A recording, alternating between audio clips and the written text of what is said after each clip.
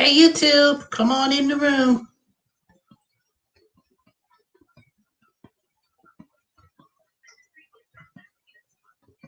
All right, I'm going to stay a few minutes and nobody's on, so.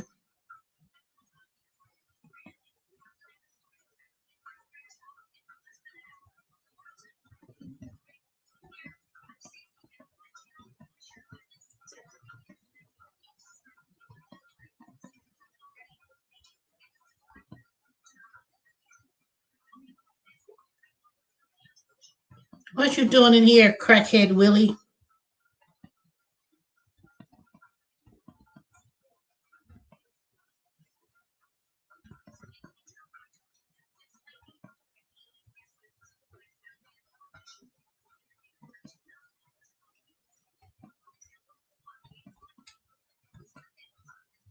All right, I'm going to wait for a few more minutes. If nobody else comes in the room, then I'm just going to end the stream for tonight.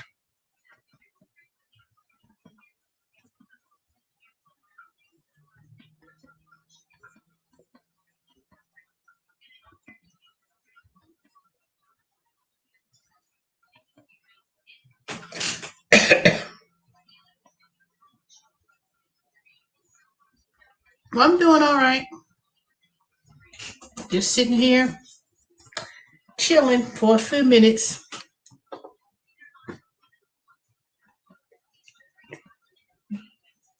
Hey, who else is on here? I see it's two people in the room. Come on in the room. Hit the thumbs up. Now, I know I'm not showing my background on my face, so all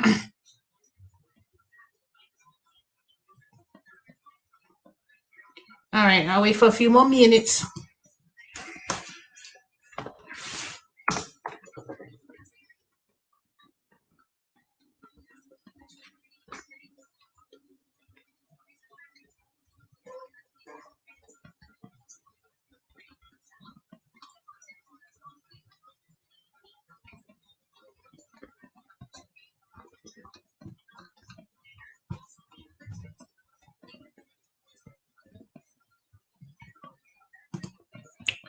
All right.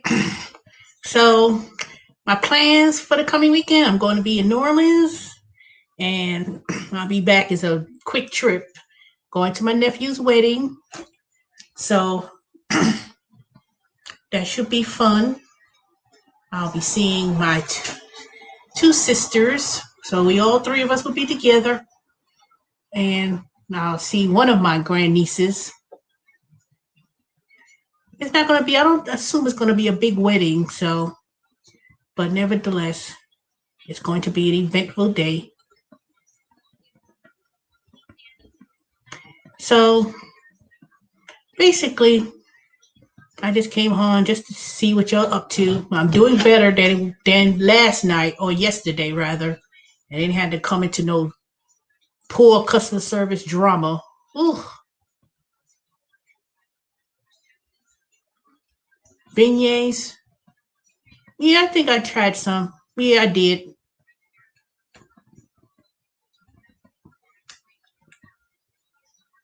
Yeah, I had some beignets.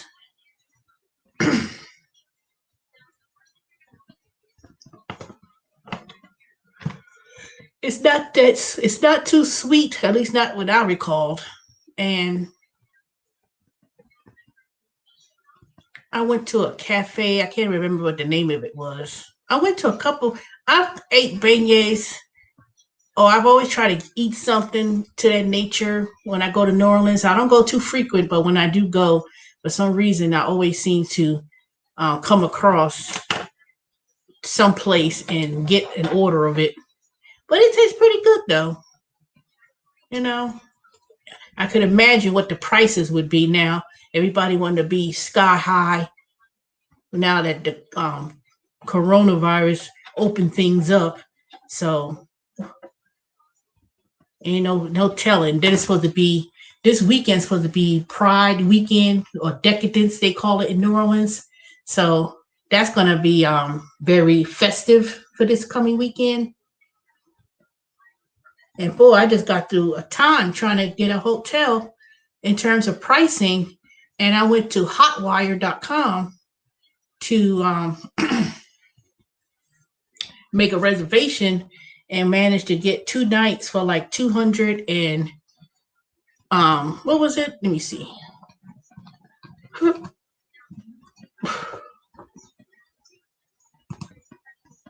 It was like 200.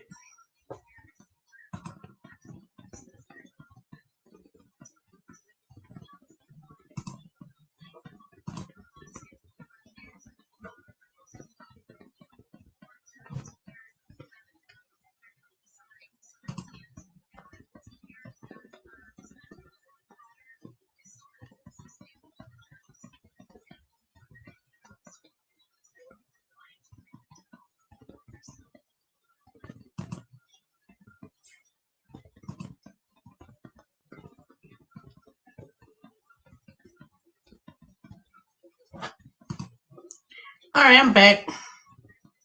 It was $284 for 2 nights that I was able to find at the Hyatt Regency. Like they consider it downtown New Orleans. So based on the pictures, it seemed like it was pretty nice. So, but yeah, I had to go on hotwire.com. And the thing with going on hotwire.com is when you make a reservation, they'll have you where they find discounted rates, but they won't let you choose a hotel. They won't reveal it until after you book it, but it'll give you a general idea in terms of the location. Then they will tell you what the hotel is in the location for that hotel after you booked it. So so when I finished booking it, it was at the Hyatt Regency. So that was pretty interesting. And I was like, well, god dang, how you gonna just not review the hotel until after you pay? And then it was non-refundable too. So I'm glad it was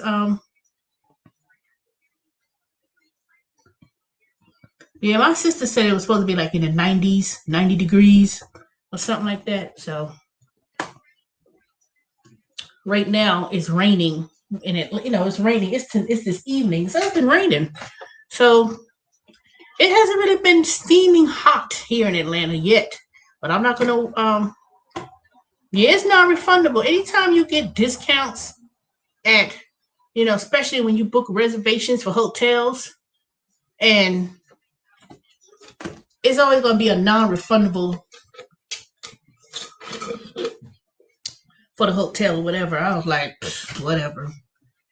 And so you do have to keep in mind about that. So the only good, so one thing you got to be aware of is if you plan, see, I should have made this reservation and planned on this hotel last week sometime. Not to say it would have been any cheaper, but I was waiting on my sister to say where they were going to be staying at because I was trying to make a reservation like Harvey, Louisiana, because that's where it's like a suburb, I guess, not too far from New Orleans.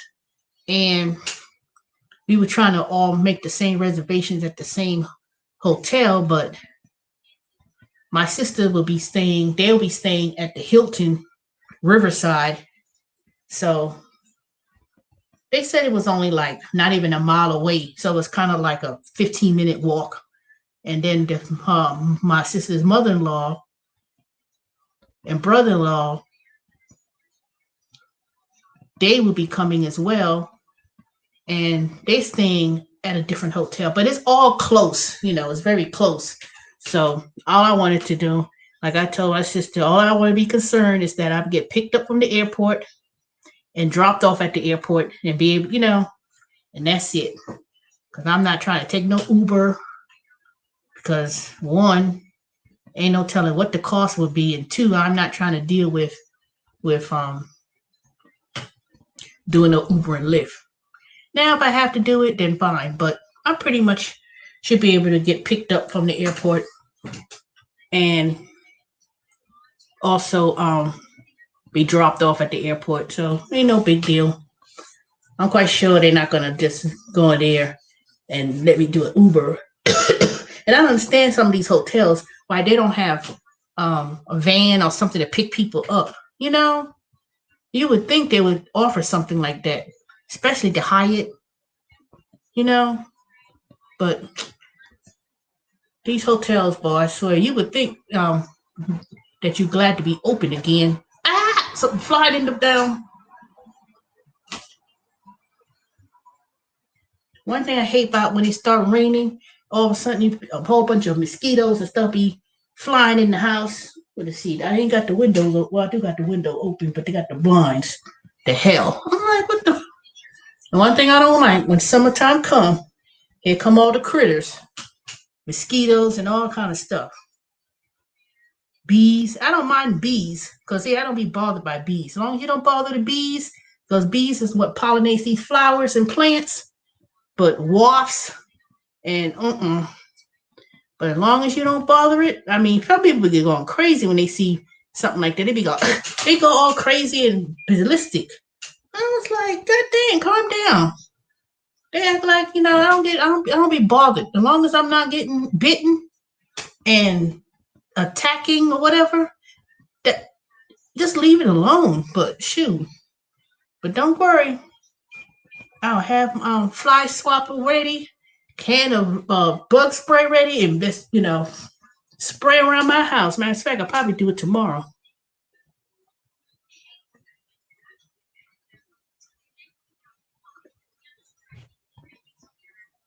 Oh, it wasn't meant to have any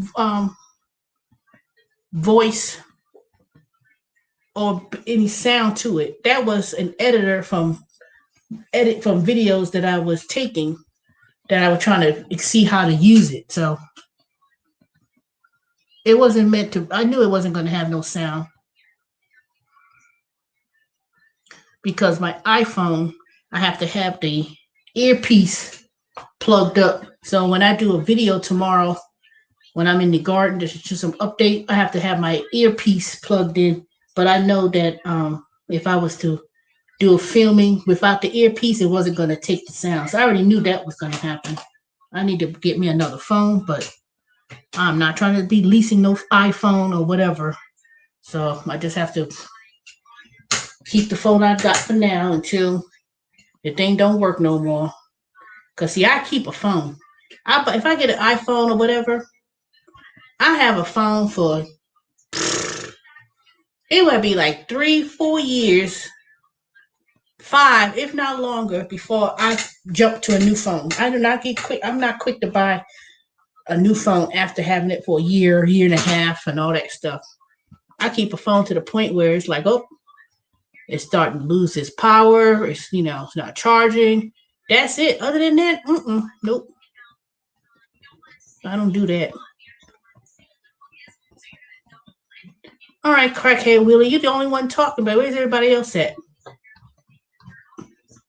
Well, anyway, let me move on to the next thing. So that will be my weekend. I'm gonna see if I could, of course, I do a video while I'm there. I probably post. I'm not gonna do StreamYard because ain't no telling how well it works, especially on the phone.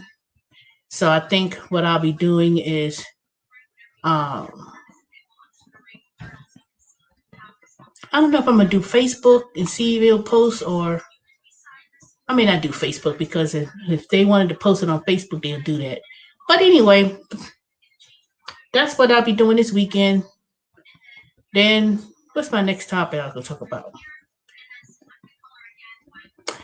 In regards to my YouTube channel, I know I said this before, but I think I'm going to now be focusing more on a branded channel with my business. I've been watching YouTube channels a lot today. And well, put it this way, most of my entertainment when it comes to watching things on TV, if it's not online or, Netflix or Hulu, I don't really do Hulu as much because I got Hulu for free, but, like the stream channels and things like that, most of the time I'm watching a lot of YouTube channels, more so than TV, to be honest. And I don't have cable. And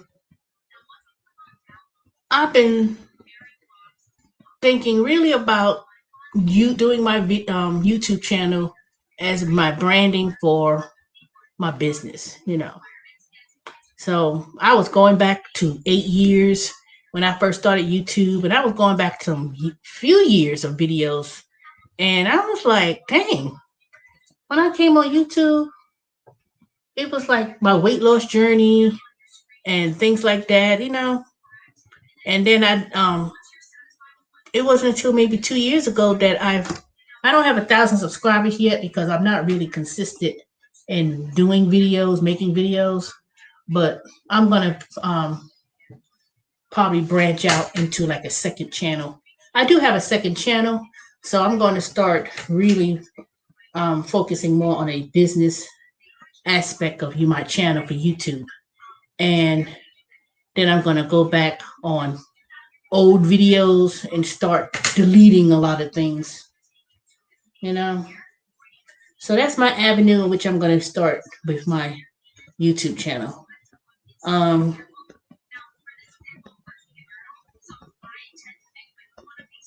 Trying to do something that I know I could give updates consistently, making updates, because it's hard to come up with topics, I mean, it's so easy for me to get on here like yesterday and just start going off and venting, but that's more of a personal blog. But I want to, when I started thinking about the aspect of how my channel grew, it was a lot of the gig economy work, doing Grubhub and Uber Eats and all the food deliveries. And I think a lot of people were looking for other channels about making money. Some of it was about experiences with Uber. My whole channel when I really started growing, it was a lot of things regarding about Grubhub, and it wasn't like updated news about Grubhub or anything. It was more about my experiences with these ride sharing gigs. And so many people were focusing on trying to do YouTube videos so they could promote their referral codes because they know that they was getting, 600, 700, 1,000, whatever it was. People were doing it so they could grow, make money with referrals. And ain't nothing wrong with that. I can't knock it. But at the same time, I said, there were some things that I said, nope. When you start doing things, people are always trying to copycat and see other ways of making money. Anything dealing with making money or, how people can make additional income, that's what's going to really attract a lot of people. But I'm not noticing trends when something gets hot, they just run with it, Just like when people were doing notary, some people were doing how to become a notary. And people just, they were looking at other people's channels, following them, and people are just looking for avenues of income and figured that, well, what is this person doing? And let's go into this gig and do that. And then, but some people, when they were promoting their YouTube channel, they were promoting services thinking that people were going to be able to make $10,000. Some people be exaggerating on a lot of these so-called jobs, but they selling their product, and at the same time, that all comes down to branding yourself. A successful businesses, whatever it is being transparent with someone get to know you. Getting to know a person and developing a level of trusting people. That's what it is. Especially if your YouTube channel and you can make money on YouTube, you can really make a lot. I've been watching one person's video. This couple video, and they were beautiful couple. She was what was her channel name? Mama, let me see. Hold on a second. I can't remember. It just slipped my mind. But okay, anyway, let me tell you about her. So she is like holistic health. And she lives up there. Her and her husband, it's her husband now. They lived up there in Columbus, Georgia, and they bought like a patch of land, farmland, and they grow their own food. And they recently had a baby, probably about a little bit over under a year ago. Cute, beautiful baby. And they was talking about their life. Now I didn't know I just watched a video about holistic health, and she was talking about. Let me see what that person name was. Hold on a second, because I hate when I don't.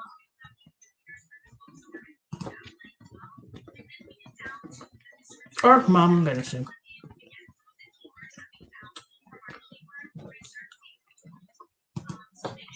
Yeah, the YouTube channel is called Earth Mama Medicine, and it's her and her husband. It's her husband now, and she was talking about like gardening, and from that, I found out she has a business, online business, with the name that I just mentioned.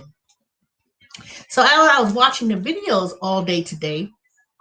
I went back and watched. I just went back and watched older videos from like a year ago, and then one of the videos is that she says how she started her business, and how she met her current husband. They met when she was in New York, lived in New York at the time. Her husband's from New York. She's from Georgia originally, and she went to school at Carnegie Mellon, which is in Pennsylvania. And she told the story how they met, and she was into a lot of conscious thinking, holistic medicine type of thing, and he started this group, into yoga. Very beautiful couple with a beautiful baby. She's half black and Puerto Rican. I want to say he's like Dominican.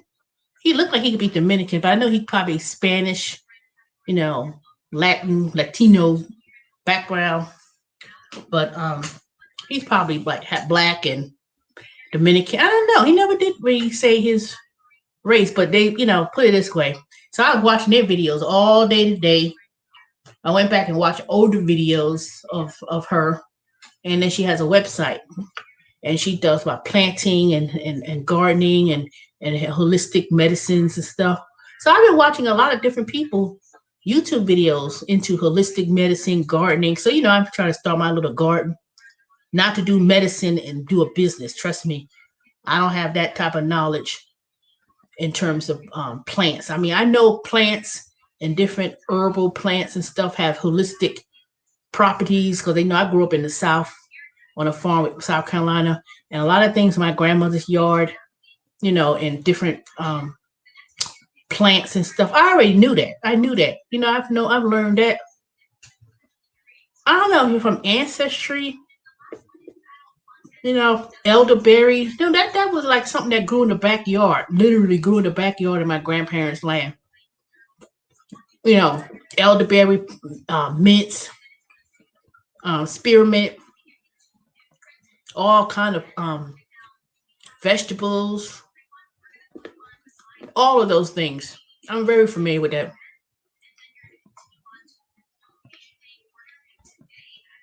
Okay.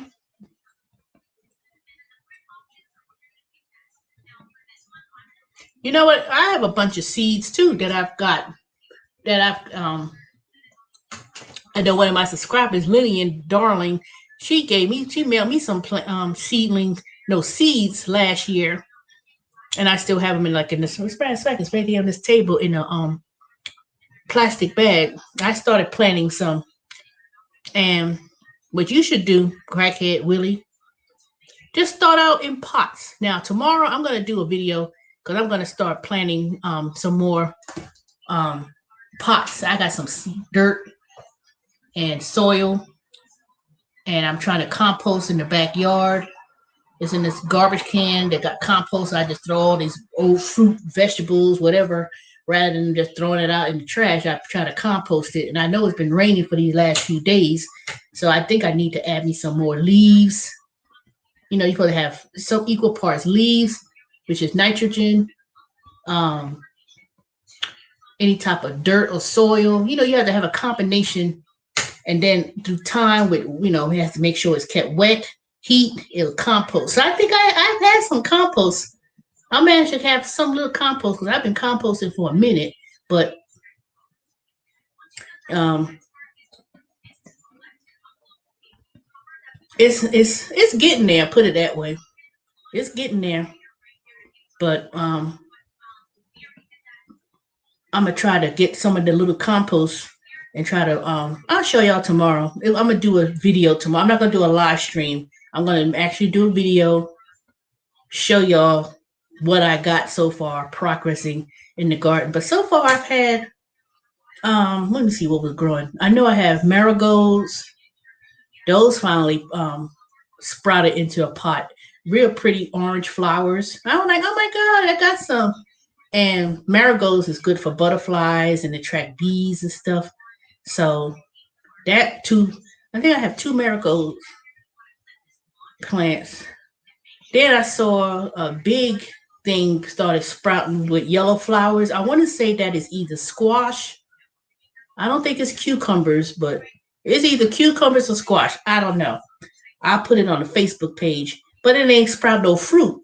So it needs to pollinate. The yellow flower is supposed to pollinate so it could grow whatever fruit, but it's growing pretty big, but I haven't seen any flowers yet. So I don't know. It might need either some Epsom salt or something to promote fruit.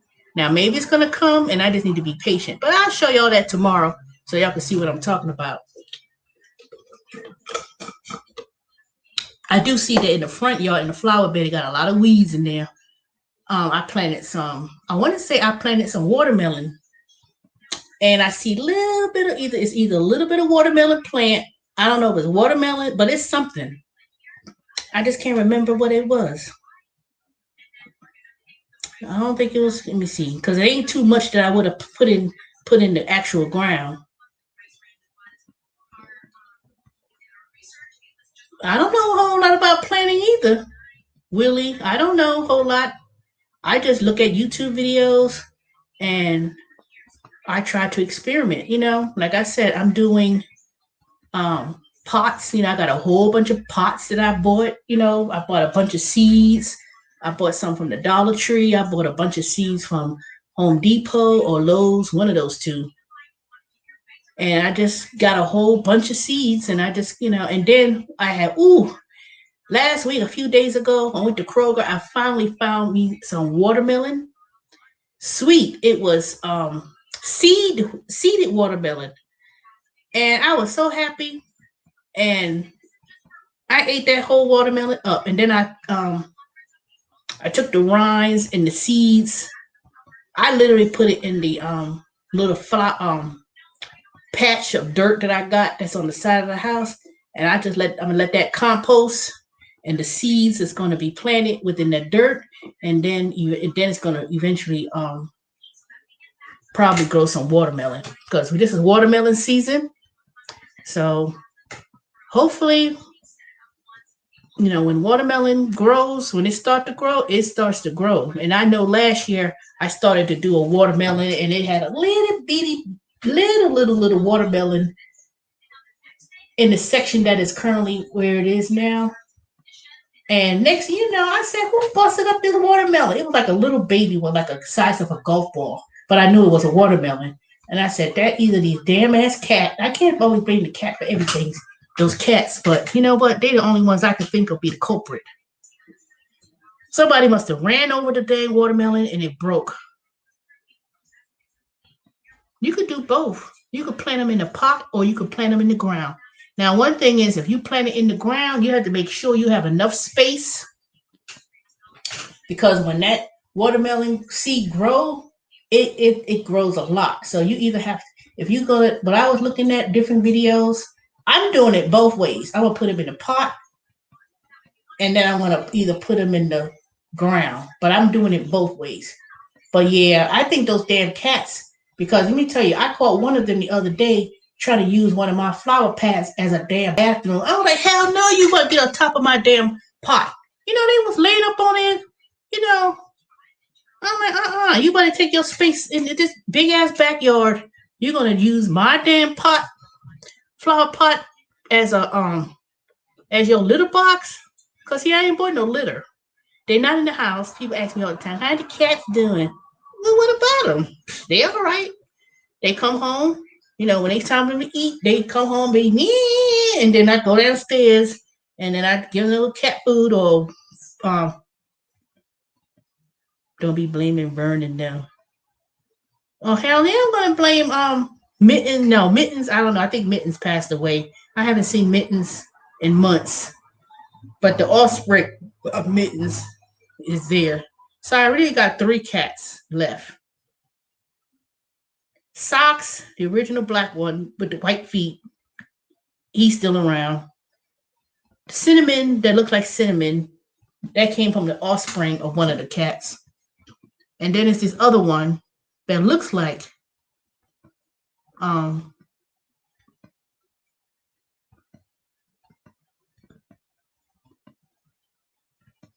that looks like Mittens.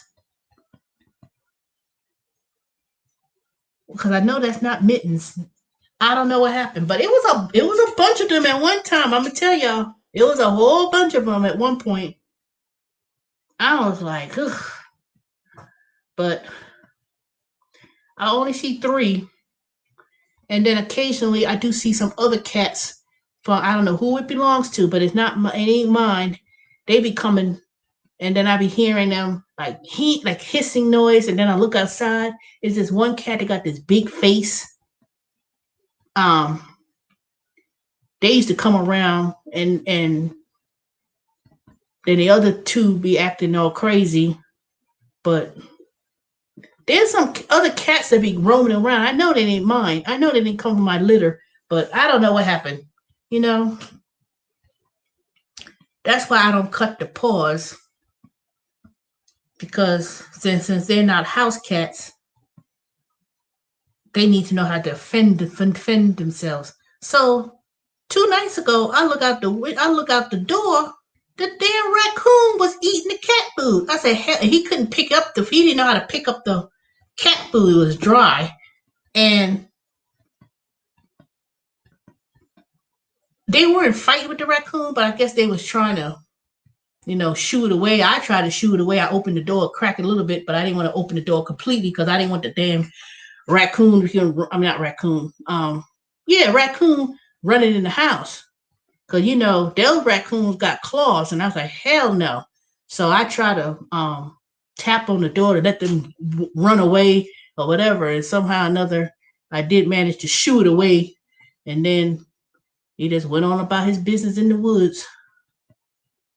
Yeah, it was some raccoons. It wasn't the first time they be trying to come to the house or come in that back door and try to eat the cat food, but I was like, hell no, nope.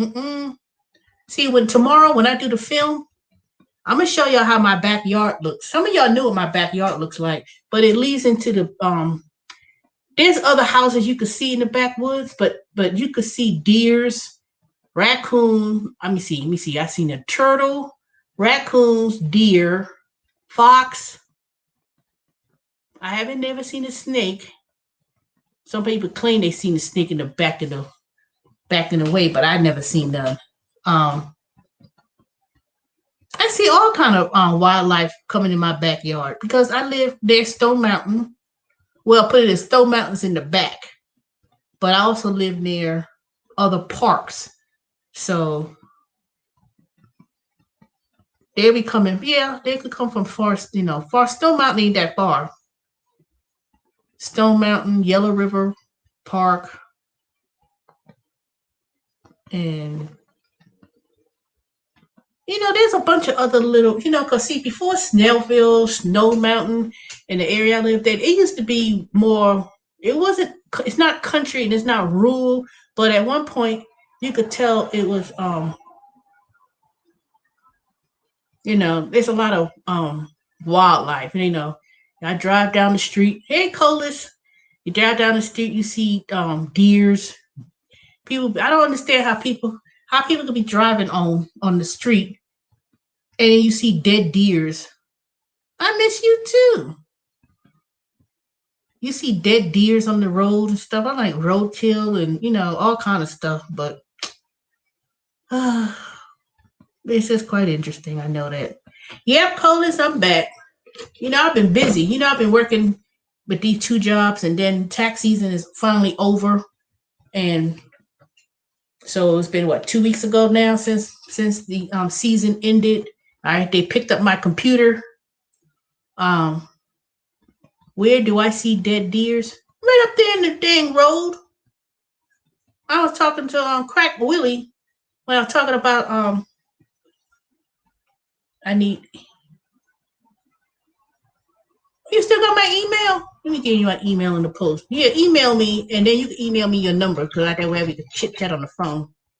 So I was just giving you a rundown about what my weekend will be this weekend. I'm going to New Orleans for my nephew's wedding. So I'll be leaving Friday. I'll be back Sunday afternoon or Sunday evening. So yeah, that's all I've been doing. Now I'm doing this other company, working, taking calls for CDC with the coronavirus. People call the CDC about the vaccine and everything, but it ain't been busy. I mean, I could sit there all day and not one call comes in, so I'm still getting paid. Well, I'm gonna try to, but it ain't too much because I'm supposed to get at New Orleans tomorrow night, not tomorrow night, Friday night at 11:30ish. But you know how that means. It may be. Oh, you want to get your charger? If you want to come on in the chat, let me know. Let me put the invite in. See if anybody want to come on in here. Anybody want to come on and yip chit chat? Let me know. I got the link. I know it's kind of late because I kind of started late. Let me see what's going on in the basketball world. Hold on a second. Oh, 123. Phoenix leading the series 2-0. I think Phoenix Suns are going to win the NBA championship anyway. Since the Lakers are not in it, they got beaten. So I know people respect the Hawks, but the Hawks ain't going nowhere.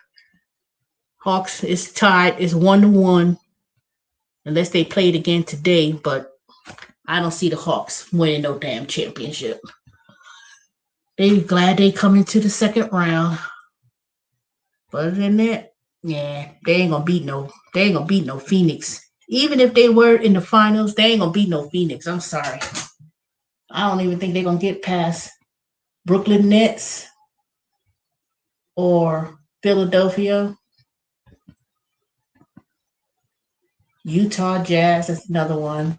LA Clippers. I don't know. I still think Phoenix is gonna win it, to win the whole thing. But yep, so I'll be going away on a little trip this week. Tomorrow, let me see. Tomorrow I gotta go and find a wedding gift. Or I may just buy a wedding card, and give some money. Get some money in the card. Maybe I'll do that. I saw the wedding registry, but for some reason they sure want some expensive stuff. I was like, So I think it's best to give money. That should be that might be the good option. They need more money than they need gifts. I want to buy my little, I'm going to see my grandniece and nephews for the first time. I'm not going to see all of them because he has two other little boys. They're not going to be able to go to the wedding. That's a long story altogether that I need to mention in another time. It's just crazy, put it that way. Then he had Sadie. She's 1 year old. So I'll be meeting her for the first time. And then my other sister, Cassandra, who lives in Albany, Georgia, her and her boyfriend or a long-term partner, I'll be meeting him for the first time. And she's not taking she only going to take one of the grandkids, maybe the youngest one. Not the youngest, not the baby. But I'll be meeting some grandnieces and nephews for the very first time. And they, like I said, one is 1, the other one is maybe 7, 9. No, it's not 9. I know she's not 9 years old. I want to say she's 7. But put it this way, it'll be the first time I've been meeting them. So I'm looking forward to that. And I'm looking forward to hooking up with my sisters. We're not going to try to argue. You know the other one I was telling you about? We clash like oil and water. So hopefully, you know, we'll be cool. You know, I do love my sisters, so don't get me wrong. Anybody do anything to her, we stick up for each other. But we could also have our little thing too. But we getting too old. Life's too short. But I'm still looking forward to this wedding and meeting. I don't think it's gonna be a big wedding. It don't sound like it's gonna be. My mother's not gonna be there because she says she's 71 years old. She's not comfortable being around a lot of people, getting on a plane with coronavirus. I'm not looking forward to getting on a plane with a whole bunch of people all up because I did not take that vaccine yet. I was supposed to take the vaccine when I come back on Tuesday. Now I could have done it. I could have went somewhere and get it done. But,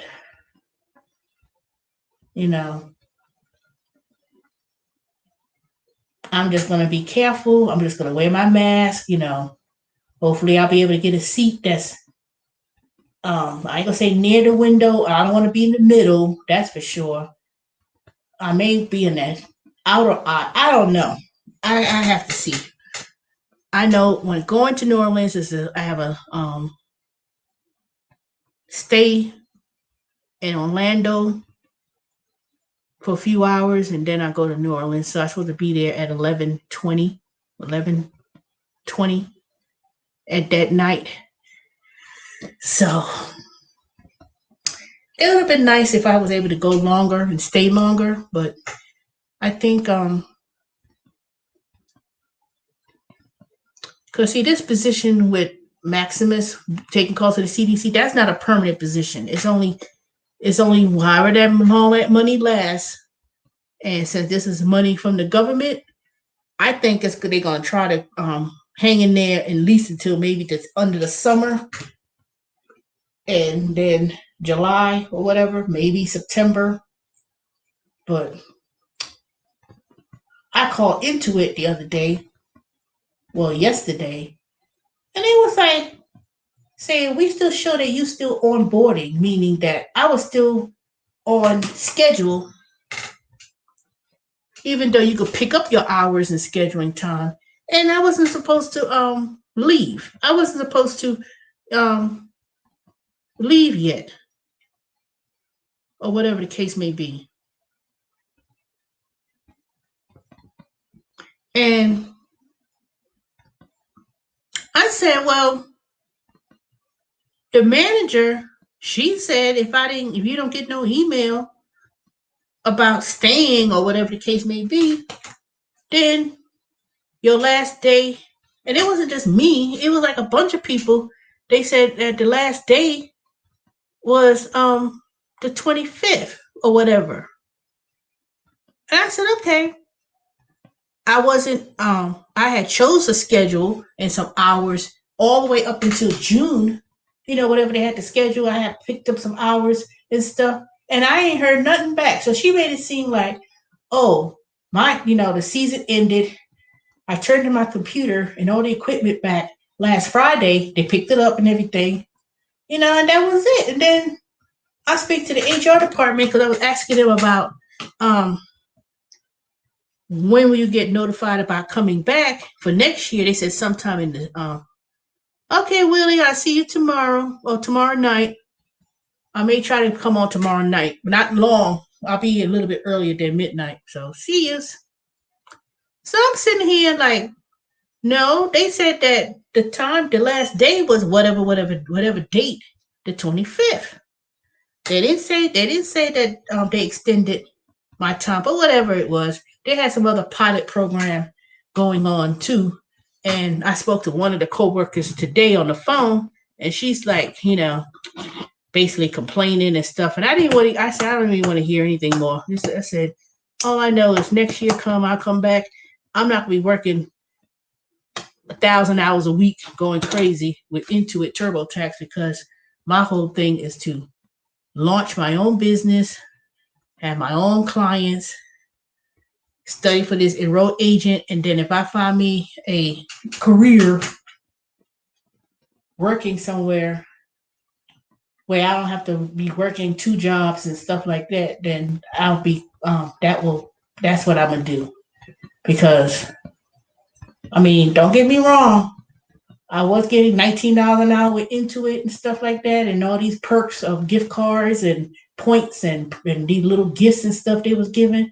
That was fine and dandy.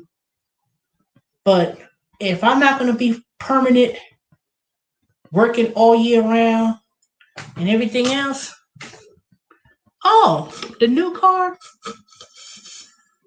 it's going great. I don't drive that Black Beauty as much. I still drive the Corolla when I do my survey assignments and stuff, or if I'm going little places, it's still kicking. I haven't really been going anywhere. There ain't nowhere to go. What am I gonna do? Go to Culver's, go to Chick-fil-A up the street, go to Lowe's, Home Depot, and go to the supermarket. And that's what, 2-3 miles back home. That's it. I don't be putting all those miles on the vehicles, even the Corolla. I just go about my business and that's it. But yeah, it's still going. It's still going pretty well. It is still kicking. That Corolla, it seems like that Corolla I'm gonna just drive that Corolla until I can't drive it no more, until it gets to the point where that's it. Phew. See, I'm not buying no new cars. And I didn't buy a new car when I bought the SUV. I'm just trying to I pay extra every month to pay off the car note. How many miles it got? The Corolla or the SUV? Which one? Well, the Corolla only has 145,000 miles on it. And then the SUV, I bought that. That didn't even have 10,000 miles when I bought it. I want to say I got, the Corolla, 145,000 miles. And it's a 2001. Yep. When I finally took that car out of commission last year, I thought it had 140 something thousand miles, but I looked because my blind ass saw it. It had 119,000 miles, and that was it. And I was looking, I was like, wait a minute, that only says 119. When I finally took the car out the garage, because I was driving that Kia, and the Kia. Let me tell you about the Kia. They had a class action suit, and they denied my little claim, and then talking about they needed a copy of the receipt with the repair things that was done. So they sent me a letter, and I gotta remember to do that tomorrow, to submit the documents that I sold the Kia and what I got for the trade-in value for the car. So I gotta find the paperwork for the when I sold the vehicle, so I could get whatever portion of that class action suit from them. Man. And a certain person bought a Kia. Y'all know I've been talking about that damn Kia for the longest, about all the problems and all the recalls and all the issues. And it wasn't just my brand. It was any Kia from 2000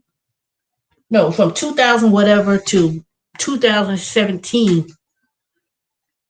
And they had recalls. So a certain person, I ain't going to say, because they bought the car and then says, no, you're going to be mad if I tell you what I bought. They turned around and bought the same car that I got. The only difference was they got the, they didn't get the SXL. They got the XL model, which was the middle. and then had it for about a couple months, and then texting me talking about the engine light was blinking. What happened? What should I do? I said, how long has it been blinking? It been a month. I said, the minute that car started blinking, you should have took it back to the dealer. Then after that, I didn't know what happened. He never called me back. He never told me what happened. I told him take it to this dealer on Peachtree Industrial, and people want to do what they want to do. So he said, why do I keep worrying about other people's stuff? Why I keep worrying about other people's issues? And I be trying to help them and tell them stuff, and people ain't be listening. And that's their money, it ain't mine. But I told her, I said, and then you didn't even buy it at a Kia dealership. You bought it at one of those third party off the wall places that buy back cars and then try to sell it. So I'm quite sure they sold that Kia, my Kia, fixed it up because it had a brand new engine in it. But they probably, because when I went back there, I said for some reason I went back to the Nissan place because they had a scratch on the car, and I said, hell no, I got a scratch on this car. And I bought that car when it was raining, and I took it back, and they tried to do a paint job. It wasn't like no big scratch, but the fact of the matter is that it shouldn't have had no scratch. So I saw the Kia on the side. I said, and they polished it up and stuff. It looked real nice, and I said, I took the mats out the car. I said, shoot, I'm gonna sell these mats. I still got the mats in the garage or whatever. So I did open the trunk because I had my little vacuum cleaner hidden under the trunk. So luckily I did go back there and saw that I left my little mini vacuum cleaner in the trunk. It was hidden under the mat. So they probably sold that car to one of those third world buy here, pay here car places, and probably going to sell that car for probably about. They probably see this is what they're going to do. They're going to probably sell it for about 9,000, maybe 10, if they get that much. And somebody who got bad credit, they're going to probably pay 15-16% on the used car, and they're going to have that same car. They're going to tell them, oh, it's 3 months, and then the same thing going to happen. It's going to have a blinking light, and then they're gonna take the car back, and then they're going to crush them. They're supposed to crush those cars. All the cars that had those recall issues, they were supposed to they destroying them. So eventually, as you drive around, next time you go about driving around, try to see if you see any Kias. You ain't gonna see no Kia on the road. You ain't gonna see that Kia, whatever. You ain't gonna see those. That was a piece of crap. I wish I never wasted my time and bought no car from Kia. Never again. They give me 10 free cars for free. I would not buy one. Kia, and then I might as well put Hyundai in the mix because Hyundai owned by Kia. But I mean, if someone bought a car and that's what they bought, you love it, you like it, you love it, I like it. Whatever the saying goes. But Kia, nope, don't even waste your breath. Hyundai, you could get away with a Hyundai. I haven't heard too many issues with Hyundai, but Kia, nope. Another person told me they bought a Hyundai, and I said, oh Lord, that's it. That's Kia owns Hyundai owns the Kias, but the one they got, I said, okay, no, you ain't gonna have no problems with that. But I told that person who bought the Hyundai, I said, keep it for a couple years, and get whatever you need to get from it, and then when then when you're ready to get something else, just trade up for something else. But they didn't do the other person I'm talking about that bought the Hyundai. It wasn't bad, but the other person who bought that Kia, I said, oh hell no. I said, oh no. And then when they first told me they bought it, not too long that I bought my car, and then I want to say 2 months later, they come texting me about something about the engine light, and I said, oh hell no.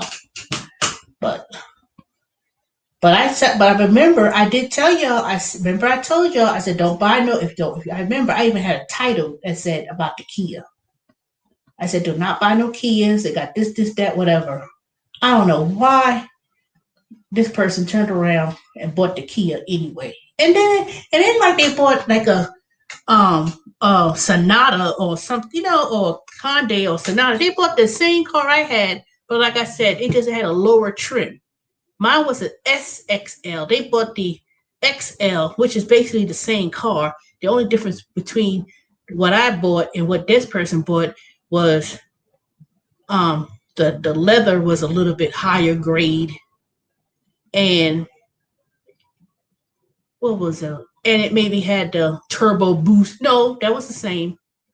The wheels, like the trim. When I mean the trim, I'm talking about the tires were bigger and wider, um, and the more sporty edition. That was but pretty much it's about the same car. Anything Optima, all those Optima lines had recall issues. It had issues. You know, they talk about the engine light came on, and what should I do? I said you need to take that car to the dealership, and then I said because at least when they bought the car, they will have a warranty up to a certain point, but they were supposed to replace the engines on the cars, but it turned around when they replaced the engine, they put the brand new engine. It's always something with that car. So I won't be surprised if I get a letter about something else, or if you ever own this car, they're gonna have another issue. They're gonna end up owing more money, they're gonna end up owing me money. But the first thing is they're gonna owe me money for the first claim first.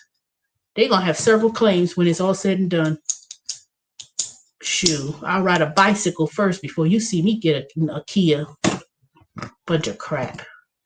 But anyway, what time is it? 12:11. Alrighty, I'm tired. So Colas, let me see that you said. Did you send me the email?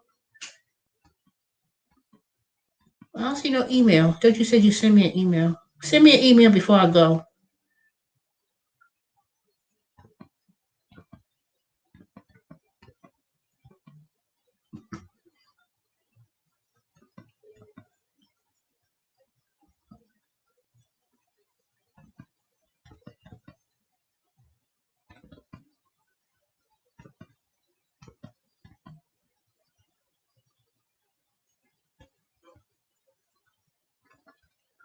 Mm.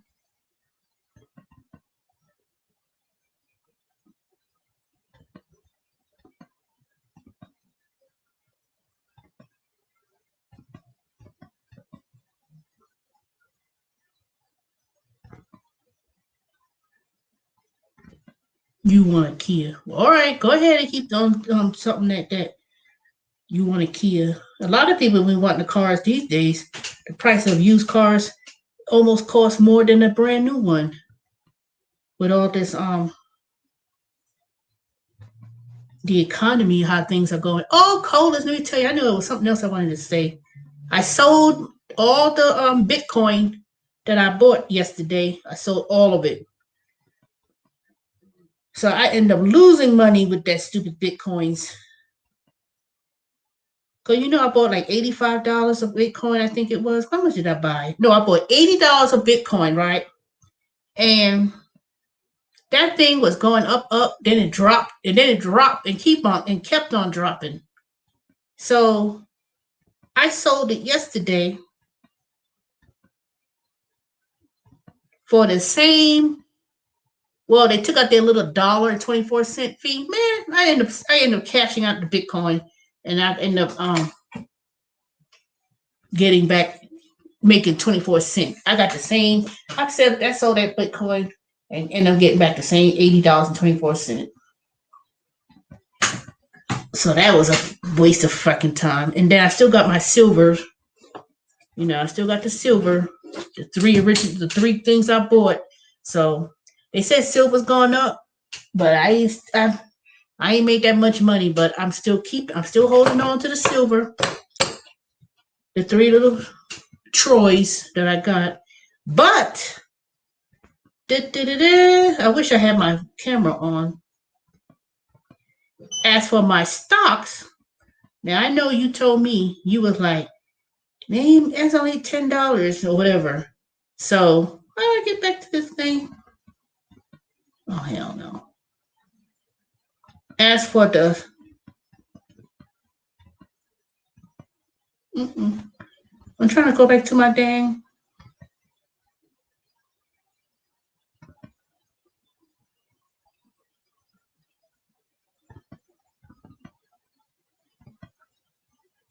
Oh, stocks. Oh, hell no. Today it dropped 4.01%. So I invested $185. And remember when it was like, $2, gain. So today it's $230.08. So I made 40. It went because it was for months when I first started buying my stocks. It was like losing money, and it was like negative $25, negative $26. So the $185, I was losing $20 and all that. He must ain't got all control. He got control if he say something, but so now I had my total gains was $45.08. Now let me tell you how it jumped up in the gains. I bought me AMC stock because remember how the other stock people were buying GameStop, and I was working at Wayfair, and I was like sitting there thinking about buying some um GameStop, and I was like, man, I should buy me some GameStop. Everybody buy these game chairs and did it, and I didn't do nothing. I didn't buy nothing. And that thing jumped up to 2,000, 20,000%, and people made all that money. Man, I missed out. And I just talked about it before any of the thing happened. So I went and bought me some AMC stock. I bought Tesla. I got me SP Gold Trust, Plug Power, C3 AI, which is and NVIDIA and AMC. AMC Entertainment about a week ago, it was like I bought the stock at $2-3. It was real cheap, right? So last week that thing jumped up just like whatchamacallit. That thing jumped up, and I was like, ooh. And then suddenly when I looked at my portfolio for my investment stock, I saw that it was no longer $74 and all that stuff. It was like 200 and something. I was like, oh my goodness. So I'm doing good with the stock market part. Even though it did go down today, it gained $45.08 in a week and a half. So right now, everything is low. I wish I could show y'all the screen. So everything is going, I'm buying things at a lower price. I didn't buy any more new stock. I kept those same ones that I got. So if the market takes a very good, go up again, I probably, that little initial 185 investment I made, it might be, I'll see. I'm going to let it ride. I'm not going to sell it. Silver, when I looked up the silver price, I think it went up a little bit, like $10, $20 or something like that. Yeah, it went up to like $20, but it's not a lot. But the word on the street is that a lot of companies are buying up the gold and silver. Because it took me a minute to get my silver. I was like, what? So I bought it when it was real cheap, but it's creeping up though.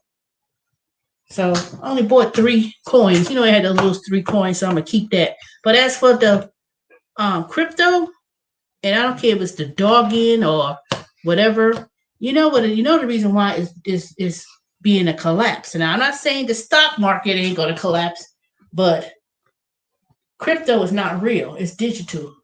And with all this digital breakdowns, hacking going on, I said, nah.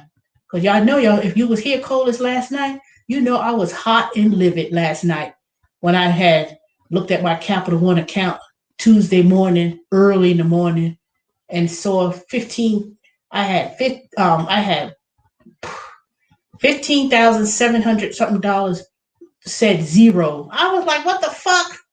Zero. And man, I couldn't sleep at all until 8 o'clock. And then I called 801. Someone picked up, and I was like, I was speak to a manager, and then they're gonna tell me um they closed my account and I'm gonna get a check in the mail. I said, and want to know why. They're gonna talk about um did you get a letter last week? No, I didn't get a letter. No, last month. No, I didn't get a letter last month. They're gonna talk about calling in the customer service line abusive to customer service representatives. Hell yeah, you're gonna be abusive to customer service representatives. Is if somebody's gonna sit up in here and call me on a cell phone, on a personal cell phone, block their number and said, bitch, fuck you, bitch, and hung up. And I knew it was somebody from that, but I can't prove it. And I called and it was I was like, I can't access to my account. I had an account since it was ING for over 20 years. I probably deposited almost close to $500,000 into my time with them. They talk about they're gonna mail me a check and close the account. And I looked at the terms and conditions, and a company can close your account for whatever reason. I'm not sure if Bank of America or Wells Fargo do it, but they said they could close their account with no discussion or whatever. Fuck y'all. I cursed that bitch out before she could even say nothing else. So I have to wait almost 5 to 7 days for me to get a certified check in the mail. So I'm going to take that money and turn around and deposit it into Bank of America. I said, you think Capital One, you're the only one that I bank with? The only reason why I kept the account as long as I did, because when it was ING, the interest rate used to be 2-3%.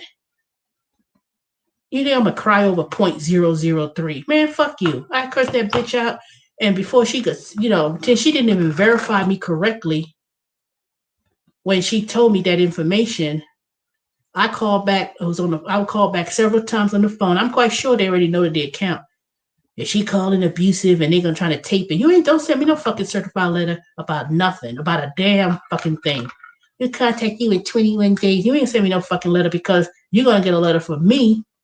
What about breaching my account by giving out personal information without verifying the account?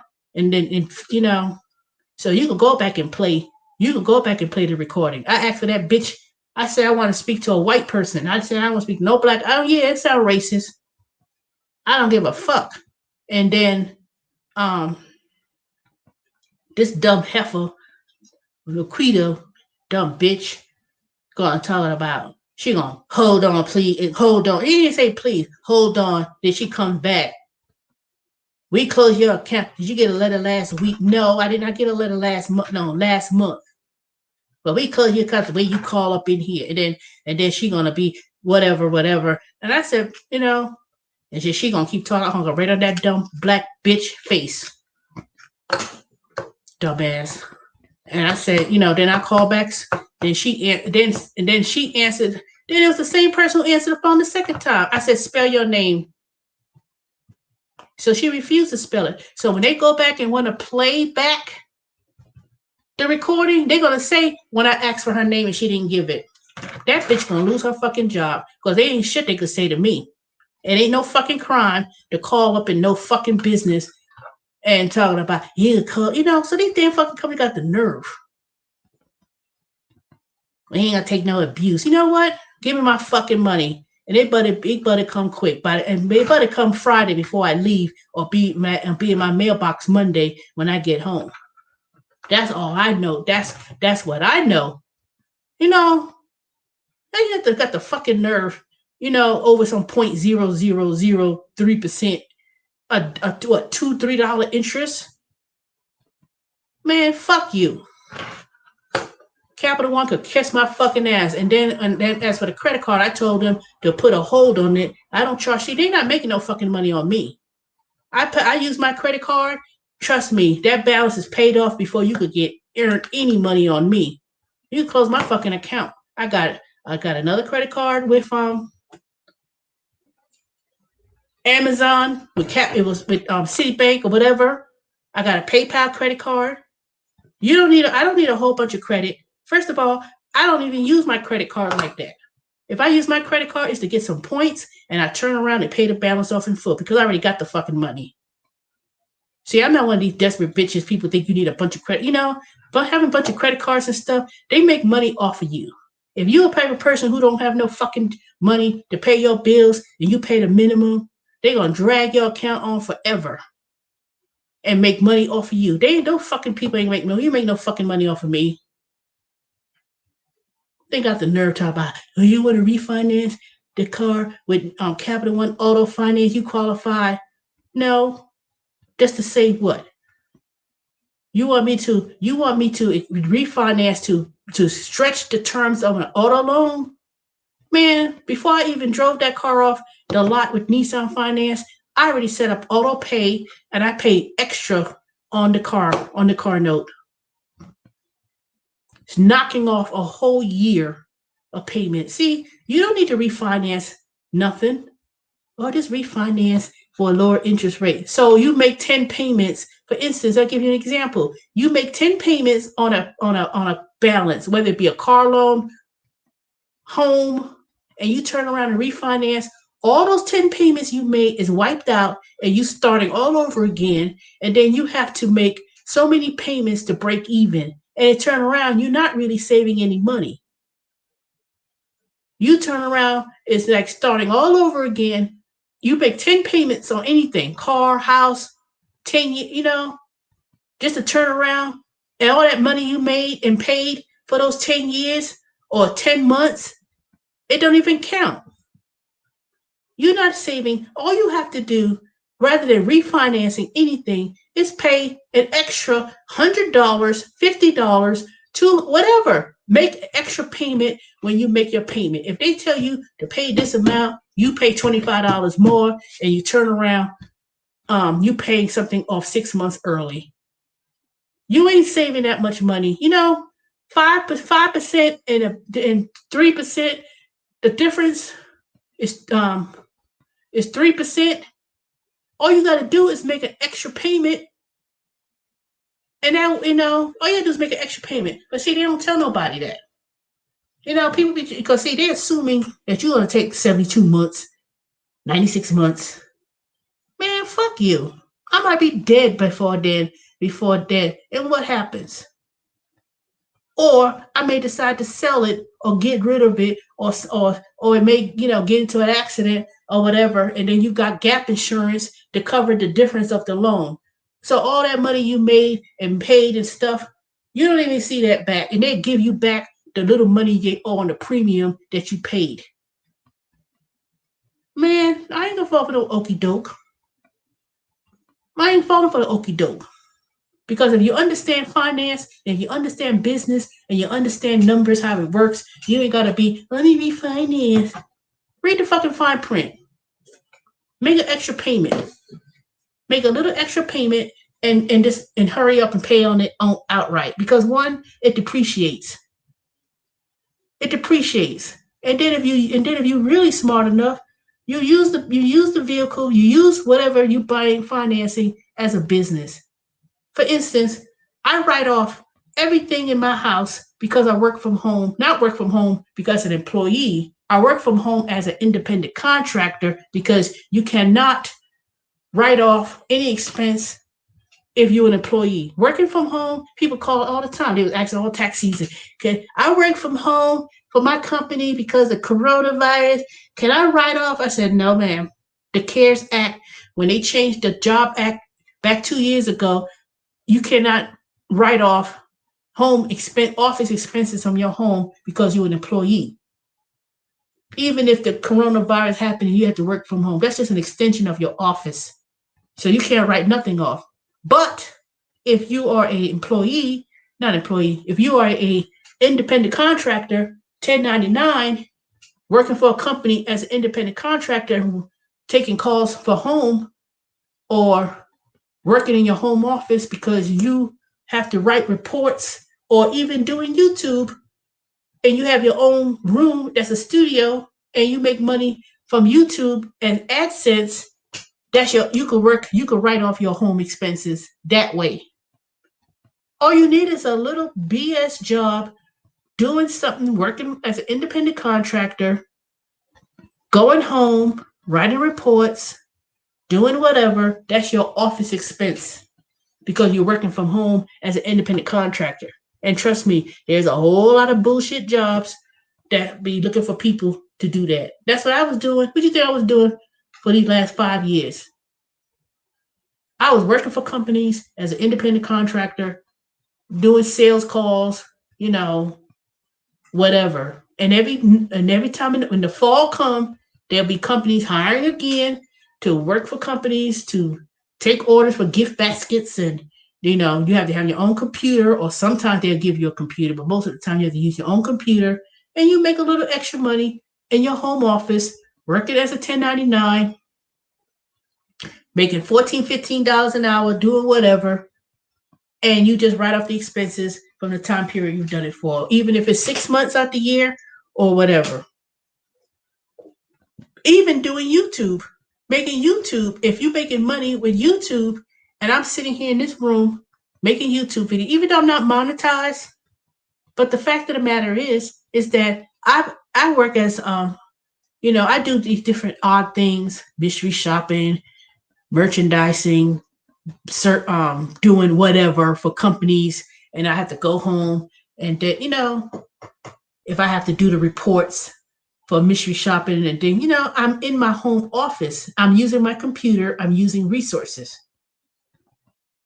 So, you have to kind of, or work and doing taxes for not for TurboTax, but I'm saying if I was an independent contractor, I have my own business doing taxes for people.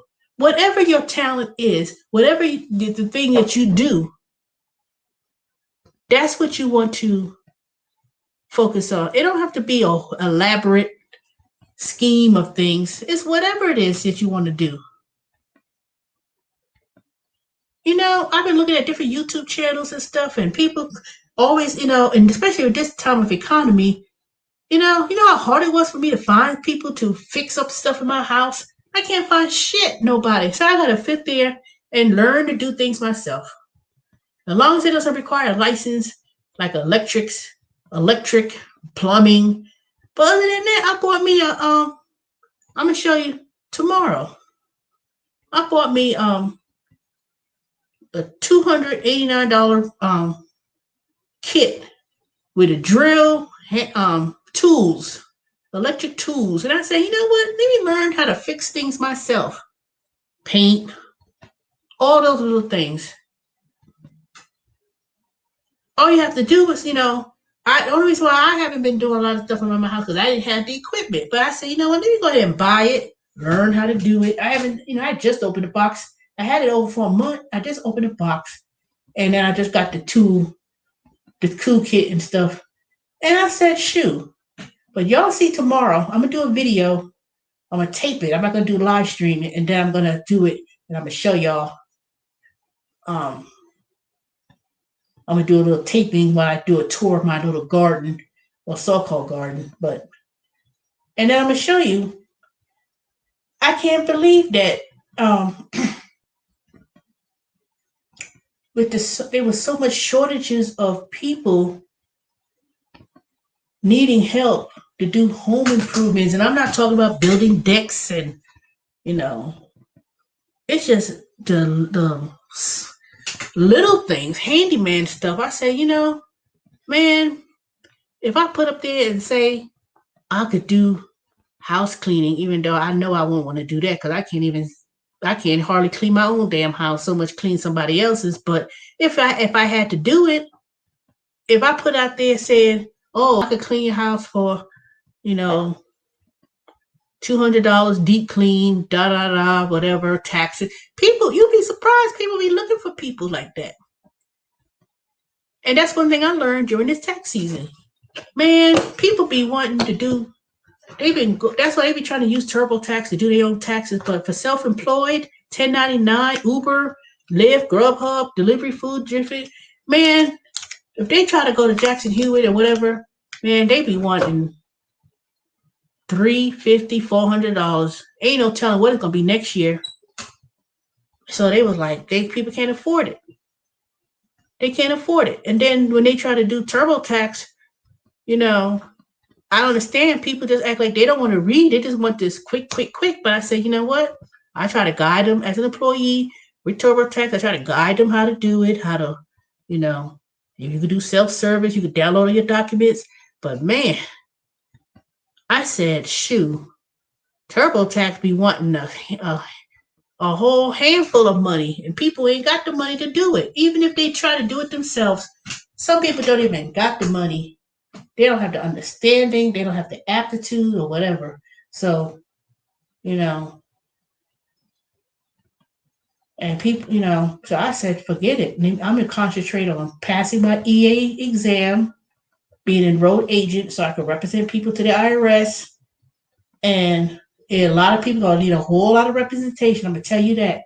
And then people say, well, I got my accountant. Accountants ain't going to handle no little BS, 1099 Uber driver without charging you, because people don't know how to keep up with their records. They don't know how to keep up with their information. So I said, you know what? Let me find my niche. And, I don't need to have 1,000 people every day to do it. I'm going to take me a niche of clients and focus on my business for next year. Hey, Coach Queen. Oh, let me give you my email. You just email me. It's in the email. tsmallwood68@gmail.com. Send me your email to my email with your information, with your tax question. I'll answer and I'll help you. But man, people and that's why I'm going to focus my channel on no more venting, no more complaining, no more bitching. I know that's going to be hard for y'all to say, because y'all be like, you ain't going to do that. But I'm going to focus more on branding my business. And it's not going to be taxes just for tax season. It's going to be business development, helping people develop a business, because that's what my expertise is. And I'm so, I don't want to live in resentment or regret, because I've been so focused on so many things, doing these gigs, jobs, doing this, doing that, that I've pushed myself for what I wanted to do. I'm not going to be, I like helping people. I know what I like to do. And sometimes I think it takes time to sit back and say, you know what is it that I'm doing? And I know that working during this tax season, that a lot of people need help, affordable help. Now, I'm not taking away from TurboTax or whatever, but people, they're not going to have, let me tell you, this economy, it has yet really, in my opinion, hit rock bottom, because, see, the corona was blindsided a lot of people. And it did not, it wasn't so much the virus and the corona and all this stuff. The economy was already going to hit a rock bottom recession before corona came along. Corona just exposed it. It just kind of delayed it a little bit. You know what I'm saying? And the stimulus checks and all this money they printing. It was good to get that little stimulus and stuff with the CARES Act, with the $1,400 PPP loan and the grants and all that. That was fine. That was fine and dandy. But in the long run, let me tell you what about today. I went there, I wanted a fish sandwich from Culver's. I love going to Culver's, and I love Chick-fil-A, but Chick-fil-A is starting to, they're about to get kicked to the curb. I'm about to use my little points probably in the next couple of days, and it will be a long time before I eat Chick-fil-A after either next weekend or this weekend. It depends. I'm going to use my little points, get my little free biscuit, use my little coupon I got, and that's it. I may save it till I get to the airport when I'm waiting there. And if they have a Chick-fil-A, I'll probably see if I can use my little coupon, because ain't no way Chick-fil-A be $9 at the airport. Shit, they probably want $20 for a Chick-fil-A chicken meal and a medium drink. Ain't no telling what the price it will be at the airport. Because you know the airport food be expensive as hell. Go to Atlanta airport.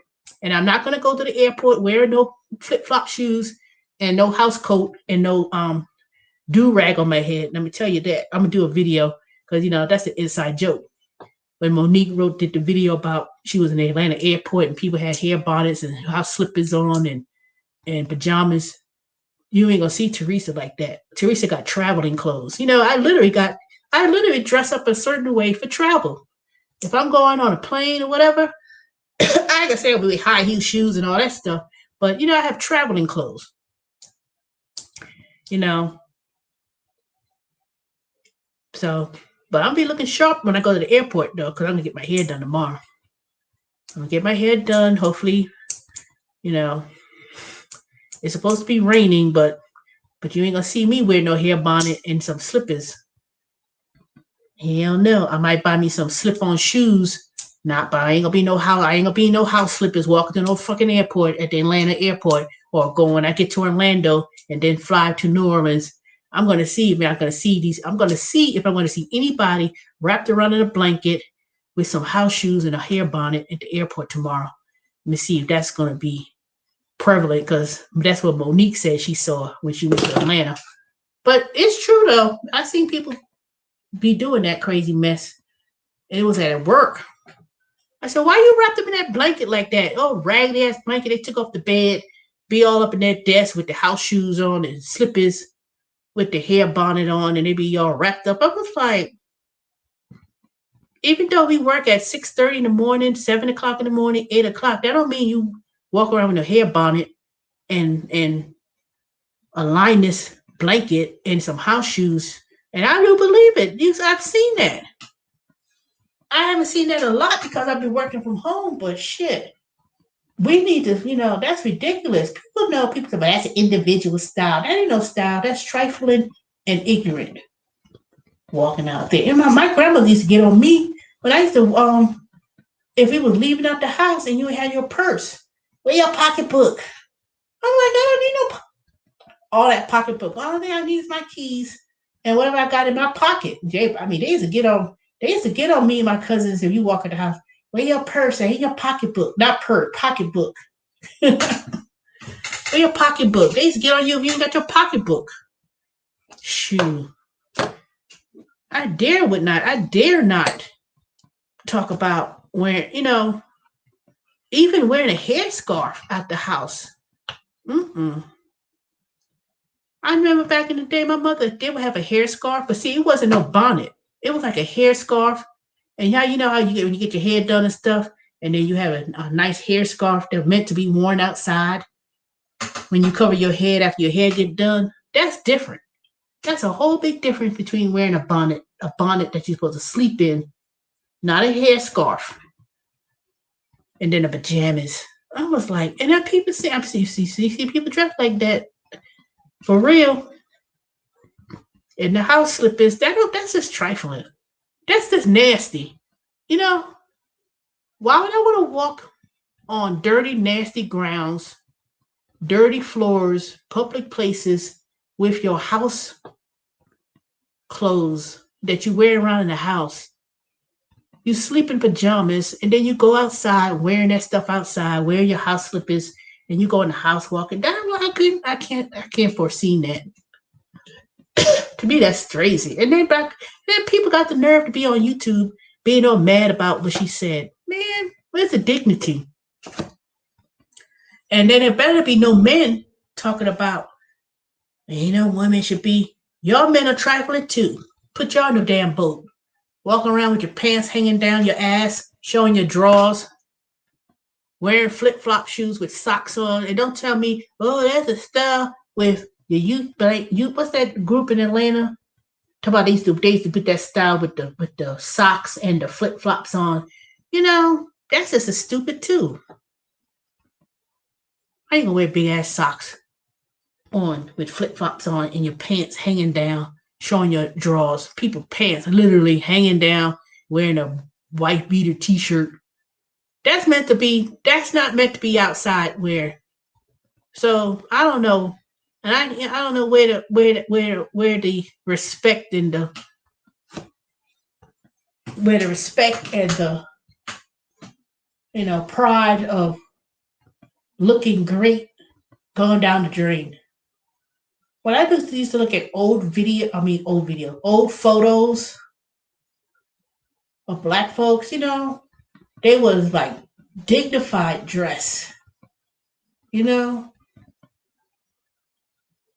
they were dignified and they were dressed impeccably in a way, and they weren't going to church. They would just dress.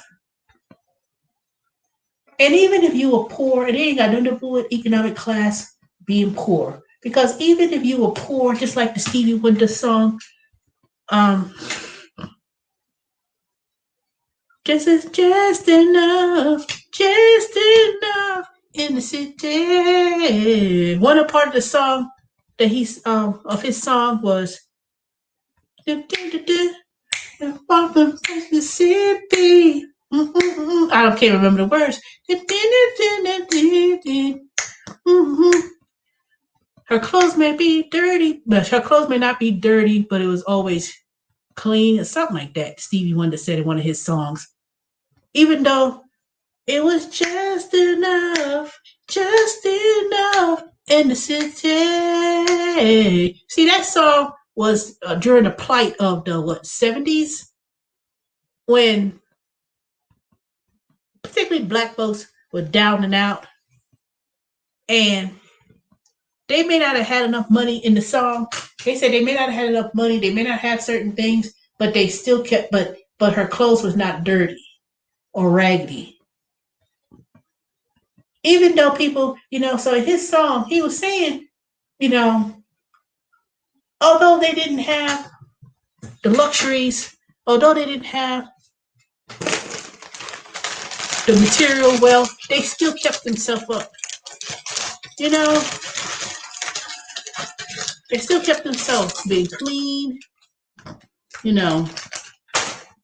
Their clothes may be old, but it was still kept up.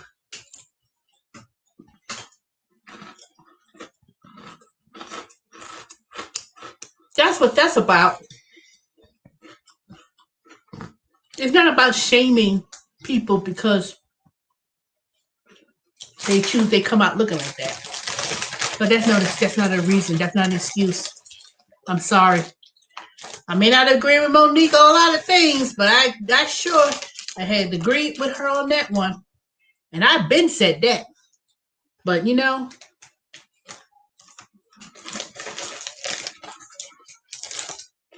some people on YouTube, they make up stuff to say anything stupid. And let me tell you, when people come to you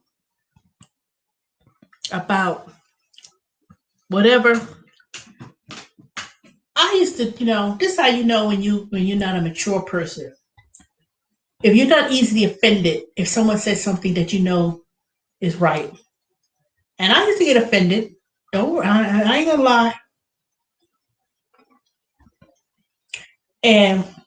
But people say that is said out of love. Now, my grandmother and mother, they said, you ain't gotta walk in the house, your hair looking like that, and I'd be so mad, so offended, because it's not what they say, it's how you say it. But at the same time, it was right. And it ain't about looking for no man or no husband or whatever. You ain't doing it for nobody else. You do it for yourself.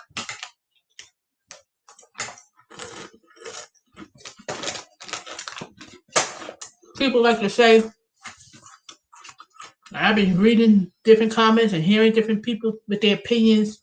You don't know how people feeling that day or what they may be going through. And that's true. You may not know what someone's experiencing. I can tell you right now. If my house look like a hot mess, and I try to do something every day, but I need to be consistent and not be, okay, let me go ahead and sweep out this closet, or you know, get rid of these stuff that's been sitting in this closet or this box. Then we throw these box away. Get stuff and put the box. Be still in the foyer. Be in the backyard. Be in the background. Still got the box.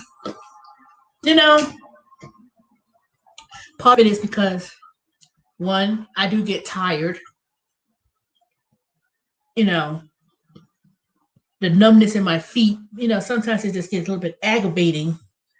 And two, sometimes it's just a matter of trying to do one big thing at one big time rather than taking it in pieces and in parts. But part of it is also sometimes you do feel a little bit overwhelmed. Sometimes people do get a little bit, um, get overwhelmed with things, and it's easy to let things go. And I can't explain why people, particularly doing this topic about the hair bonnet and the flip flop shoes and stuff, I don't know. It's not about people say, well, maybe they don't have nothing to wear. No, because the same people you see, you can see that they be going to these nail salons and looking all, spending all their money crazy or whatever. Sometimes it's a mentality because it may be a state of your mentality.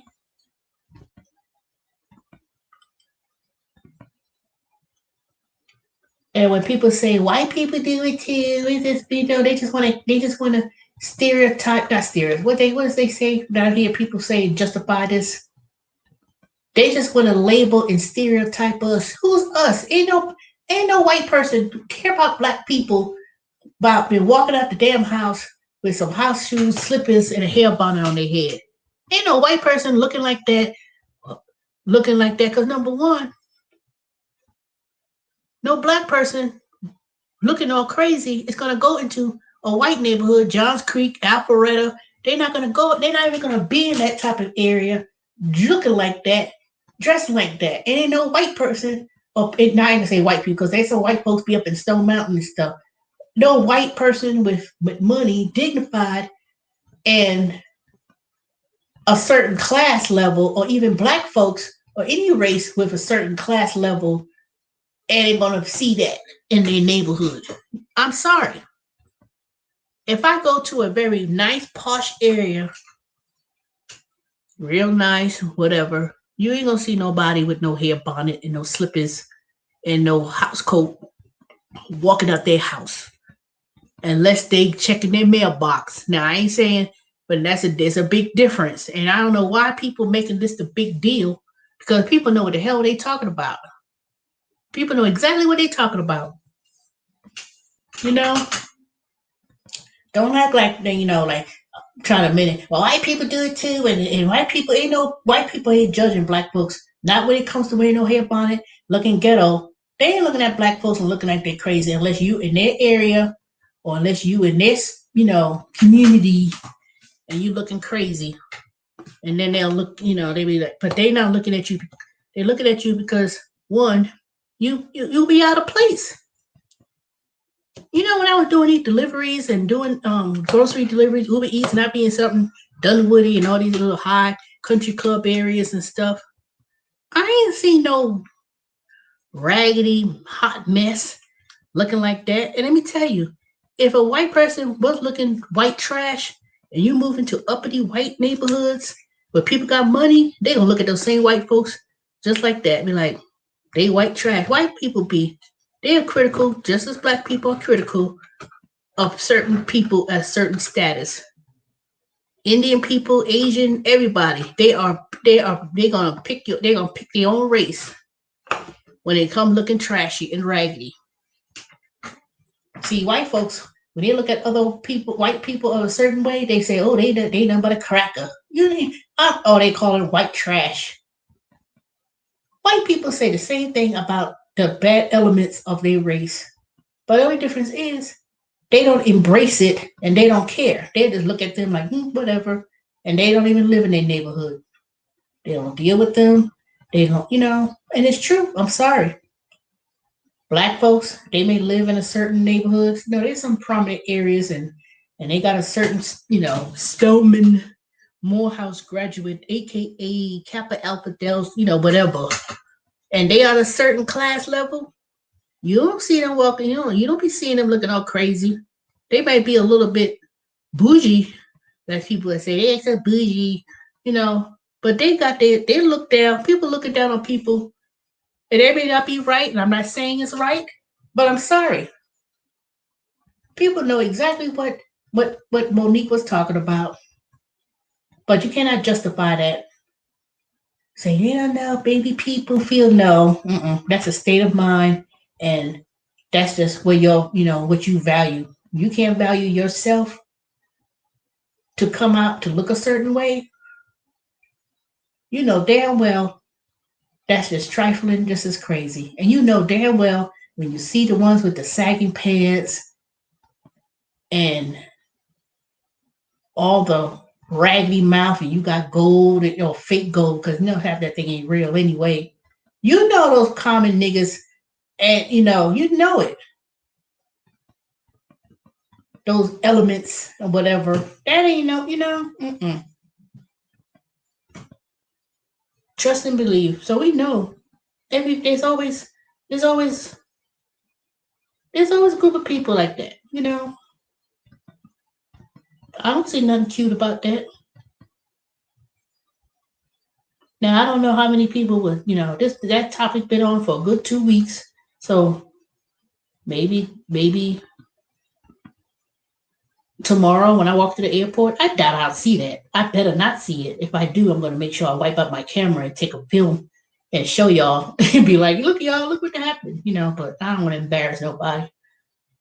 Make people feel shame. But I seen that thing more so at work than anything else. I don't think I will see that outside. I saw that more so inside. People going to work like that. I understand taking a blanket to work. Maybe you're cold because they do have the air conditioner running. But when you walk up in there with your house shoes, pajamas, pajama pants, hair bonnet that's supposed to be worn to bed, with the blanket that came straight off the bed, that don't make no sense. I'm sorry. They make shawls. They make little things you can wrap on your chair. But people be bringing. I'm serious. I've seen that at the IRS, even at that Raggedy Wit Pro. People be. I was like, really?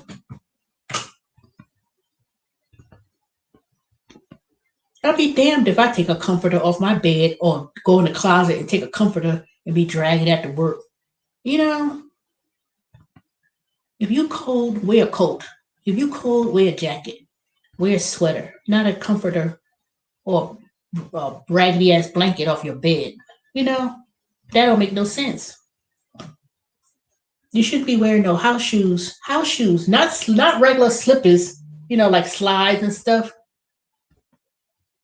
I remember when I used to work in New York and things like that. I used to walk to the subway and stuff. I used to have I'll carry my sneakers in a bag. No, my shoes would be in a bag or whatever, handbag, and then I would have my sneakers because we used to walk. Going to the subway, you take your heels off because one, you go on those. In New York they had those rails and stuff. So people, when I was growing up or whatever, people had sneakers and they would wear them. And then when they get to the office, they had shoes. They'll take them off and they put their shoes on. When people get to the hair salon to get their hair done or whatever, and they had it wrapped or pin curled, sometimes you'll have like a hair scarf and you wasn't tying it from the front. You tie it from the back and you tie it. And then, there's a hair scarf, not a bonnet. And that's not, and there's and you can't say, oh, that's the same thing. No, it's not. A hair scarf when you tie it from the back because when you I saw yesterday, it was an African woman. She was actually carrying all this big bag on top of her head. You know, like in Africa, they had the, and she was walking. This is regular. I was like, well, now she keep that up like that on her head and kept it in a bag. It was like bags. It was like not big, multiple bags. It was like one big, huge bag, and she was walking down the street. And I was like, man. I mean, I knew that's what they do in Africa, but I never seen that done. And she had a hair scarf on. You know, she ain't had no bare head, not covering up. She had her hair scarf, and then she had this big package, and she was walking down. She was walking down 124, walking on the sidewalk with that big bang on her head. And I was like so amazed. Not because she was it was a custom that I wasn't used to seeing here in the United States, because that's not something you would see in the United States. But you could tell that she brought her own customs of carrying the baggage like they do in some Caribbean islands, certain Caribbean islands in Africa. They carry their things on their head. But my amazement was, how do you keep that on your head and still be walking without it falling down? She didn't have her hand covering up to hold it up. It was just still on top of her head. And I was so amazed about that. That how did they keep it up without letting it fall? You know, that was, I was so amazed. But see, ain't nothing wrong with wearing a hair scarf, because in a lot of customs they do wear some type of scarf on their hair, whatever religions they're covering up. That's you know, my neighbors across the street, they Muslim, so they got that I don't know what you call it, darky. I know some of y'all know what it is, but you know what I'm talking about. That's custom. I don't see nothing custom about house shoes, pajamas, and wearing a bonnet. That ain't no custom. That ain't no custom at all. Even if you look back at older documentaries and stuff of women wearing slavery, or they was slaves and stuff, and they had stuff covered on their head, or some they didn't have it, but you've seen it. But it's a dignified way of looking. If you want to say, if people want to say, oh my, oh we queens and kings, and I hate when people say that. You kings and queens. If you be kings and queens and you want to put it like that, then act like you a king and queen and look dignified. Because people can't see. The first thing people see about anyone is your outward. But the outward is good, positive, and they see you. Then when you open your mouth, they get a piece of you every time. You know, it's just like eating food. If someone threw a plate of food on you and the thing is not looking appetizing, ain't nobody want to eat it. I'm like, who want to eat this? It look like crap. So what is it? The first part of your eating is you eat with your eyes first. It has to be pleasing to your eyes first before you actually take a bite into what you're eating. You know darn well that if I went to Chick-fil-A, McDonald's, or wherever, and they gave me a chicken sandwich or a fish sandwich, and the thing looks all crazy, I'm like, and it's all smashed up or looking all whatever. And the first thing you're gonna say is, no, I don't want this. This don't look right. It could taste good. It may be hot off the grill, but if it's the presentation of how it's fixed is not done right, you ain't gonna eat it. Why you think when the commercials, when they show you the items and stuff, and it'd be like, it's always presented in a way that is appetizing. Now, when you get it, it may not look like that. I'm like, well, goddamn, why the commercial or the picture looks so immaculate, but then when they serve it, it looks all kind of crazy. See, I'm the type of person that I would, before I pull off, I look at my stuff. If it don't look right, I'll be like, no, I don't want this because this look like, I'll find some reason. I said, because most likely it'll be cold if it's not hot enough. I'm like, no, I don't want this. This is not cold. I want me a new fries, or I want me a new burger. We just cooked it. I said, no, you didn't, because you cooked it. Why is it not hot? And then what are they gonna do? Argue? Tell you no, we're not gonna fix it, go on? No. They either have to give you your money back, then throw the food out, or they're gonna have to fix it right the first time. You know? So anyway, I see I got 4 people in the room, but ain't nobody saying nothing. So let me go because I'm gonna get up in the morning. Let me see. I'm gonna paint my door because I'm gonna do that before I finish. I bought me a brand new door, Coolest. Finally. It wasn't full glass, but I like it. So I need to paint the outside of the door. And what else I'm gonna do? Clean up. I'm gonna try to clean up at least whatever I got on the, whatever I need to throw out, whatever I need to donate. I need to start putting stuff in boxes. Donate box. Because I need to get rid of a lot of stuff I got hanging around that I don't even use no more. See, then I gotta do, and then stuff I need to throw out. I should, and then I gotta look for a wedding card,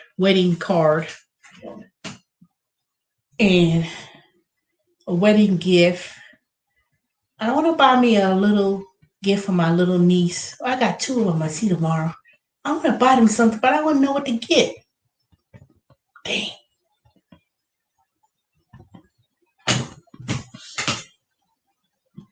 Oh, any updates on the PPP?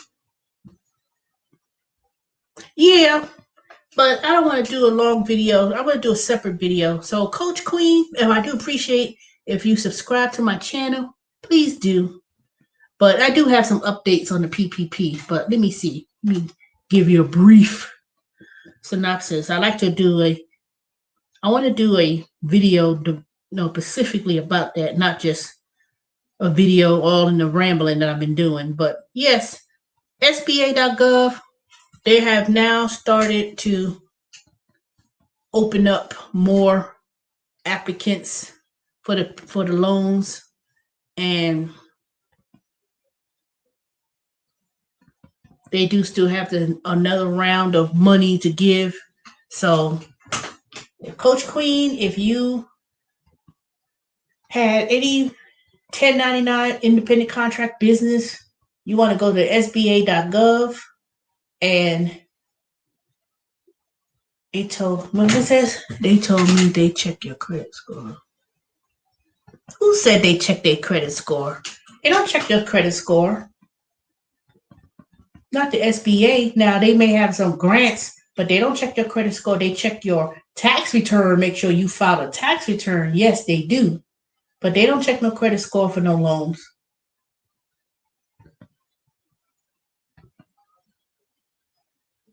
I'm going to do some research on that. But if it's a PPP loan, the PPP loan is based on your tax return. I haven't, but I didn't apply for a PPP loan. I got a grant, the ELE grant. The grant is still being offered. Now, the advance ELE loan, they're not giving that. They already ran out of funding with that. You want to make sure who asks you that, because I was not advised about credit score being part of the PPP loan. So you may want to be careful about if you're getting that information. How were you told that? If you called the 800 number and spoke to the SBA underwriting, they would tell you. But I'm gonna do some research, because there's a lot of scams going on of people saying that the SBA and sending emails or text messages, and people saying they call the people on the phone asking about, telling you about, oh, we do PPP, da da da. Nope, don't give them no information.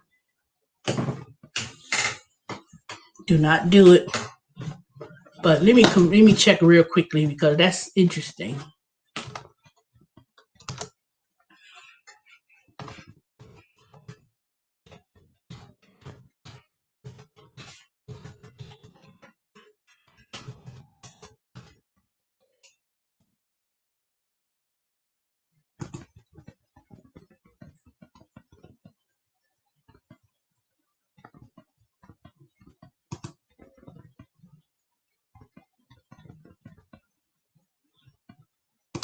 Nope, they do not.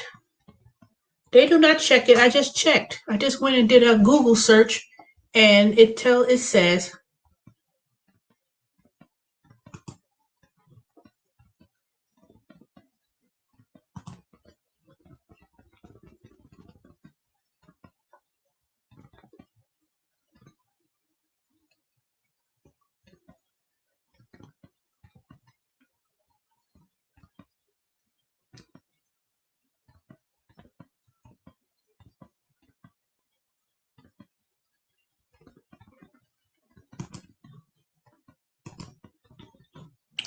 okay. The only way how a credit check is required is if you went, say, to the bank. Say, for instance, you went to apply for a PPP loan, and you apply for a PPP loan, and you went through a vendor that helps people get the PPP loan. Then they will do a credit check, but it's coming from the bank, not from the SBA. So when they do it like that, that may be so, but it's not. The SBA itself is not going to check your credit. It's the bank that you go through to apply for the SBA loan. But when I gave that 800 number, if I did, I know I gave the website, but if it was the 800 number, that was if you already had got the $1,000 last year, and then they send you an email or message later on about the grant. Because the only way how you get the $9,000, well, in this case for me, the remaining $9,000 was because it was an advance on that grant, ELE grant, and then they will inform you when it's your turn to apply, and then you have to apply, and then they ask you to review your tax returns. You have to authorize them to the 4506T, and then but regards to the PPP loan, if you went through a bank or a company that handles the paperwork, then they'll check your credit. But SBA directly doesn't check your credit. So they didn't check no credit for me when I had got the loan. When I got the grant, they don't check your credit for that, because if it did, it would have showed up as an inquiry on my credit report. And I just recently checked mine, and it didn't show up. So the criteria for the SBA program is not based on your credit score.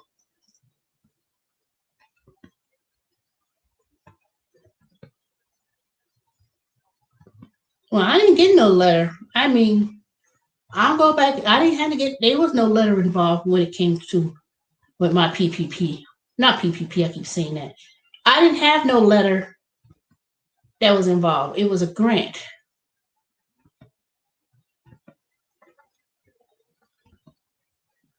So I never got the PPP loan. I didn't, mine was this whole, a PPP and an ELE is two separate things.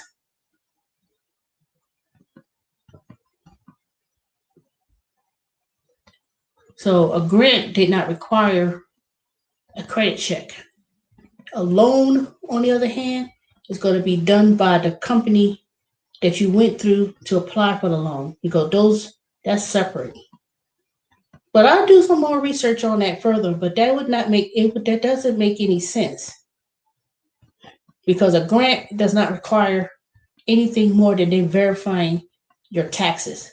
One thing you have to do is you have to file your tax return, especially if you want the grant. So they gave the first $1,000. This is for sole proprietor for an individual, and if you were independent contractor doing Uber Eats or whatever. They gave out that first stimulus thing back in April, May. That was $1,000, and that was basically like an emergency for people when they were self-employed, and it was based on the number of people that was employed. So if I had an employee of 5 people, it was me and 4 other people, and I have, I would have probably got $5,000, and then they would ask me, then I would get the other difference. But since I only had $1,000 the first time, then $9,000, the most you could get is $15,000. So there is another $5,000. Yeah, you get the difference. The most you could get, and they just have another $5,000. So the most you could get on the first round is only $10,000, and that's it. So if you got a PPP loan that could be forgiven, and say they gave you a $2,000 loan or whatever, and you could forgive the PPP loan, forgiven, not pay 4.5% interest for 30 years. Depending on your circumstances, you don't have to pay it back. But I'm gonna do a whole separate video on that, because I don't want to give pieces of information. I like to show and have my notes and stuff ready so people could know the difference, because a lot of people was getting fake PPP loans because somebody on YouTube, it ain't just one person, several people was doing a master class trying to charge people $100 just to show people how to get the PPP loan, and they were selling the information when in fact of the matter it's free, and you can just go to sba.gov and look up the information, and you don't need nobody to make up no master class and sell it. They didn't even do the damn paperwork for someone. They selling the information that's free. Or if you go and find a good person on YouTube who knows who explains it well, because there are some people on YouTube that do explain it very well, and they're not charging. They're getting the viewerships and the likes on the YouTube channel, but they're not trying to click on the link, and for $50 you could get the information on how to do it. When you could go online on the website and read it, look it up, call them on the number, on 800 number, and they'll tell you how to do it. The only thing people may need help on is in terms about when it comes to these grants. That's why I said you need to have paperwork in order, especially if you do a Schedule C. Because when you time to file your tax return and they was giving out this money for the grants and stuff, see, that's where a lot of people messed up at. My account, because if you had a really true good accountant, so-called accountant, people like to say they used to be accountant, they would have told you about this Ely grant. If you was someone who's really up and top on matters, they would have been told that last year. I came on last year. I remember I specifically came on last year. I did a live stream. I even pulled up my own application, and I showed the screen of how to fill it out, because there was one person on there that was like, well, I need to talk it over with and holding up the whole process, when I said, just speak to whoever you need to speak to, but let everybody else see what I'm doing, so they could turn around and know how to do it. And I remember when I first applied, and I told people, oh, they give it, because Avon, she told me, when she told me, I wasn't even studying about what the CARE Act was involved. I was like, okay, well, whatever. We get $1,200, whatever. And then when she told me about it, that's when I applied. And when I applied, I would say 2 weeks later, that's when I got the $1,000. And I went back and told y'all, whoever was on the stream line at the time, I showed it. I showed the actual screen. I showed how to log on, what to fill out, how to fill it out. And that was it. And then I said, I got the $1,000. And then when I got notified months ago, this year, when someone told me they got an email, they didn't know what it was, and I explained to them what it was, and I told y'all they was calling me, asking me if I was interested in the grant, not the grant, the loan, the PPP loan. I said no, because I don't know if I'll be able to pay it back. I don't want to do no loan. I didn't want to go through the process of going to the bank and doing all that stuff. I said nope. They asked me several times about it, about the PPP loan. And I said no, because I was only one small business. one person, I only made a few $1,000s, a year or whatever. And of course, all of the money, things started drying up, and I had a 30% loss of money made. And then I applied for the second, and then that's when I got the $9,000, you know. And that's when the same time I got my $1,000, I got my refund the same time, and I got my bonus at the same time. So I had a lot of money direct deposited in the month of April. And then I found out it was another $5,000. And only thing I'm waiting for that to see what happens with that. Oh, no, y'all be back. I'm so thirsty. Oh.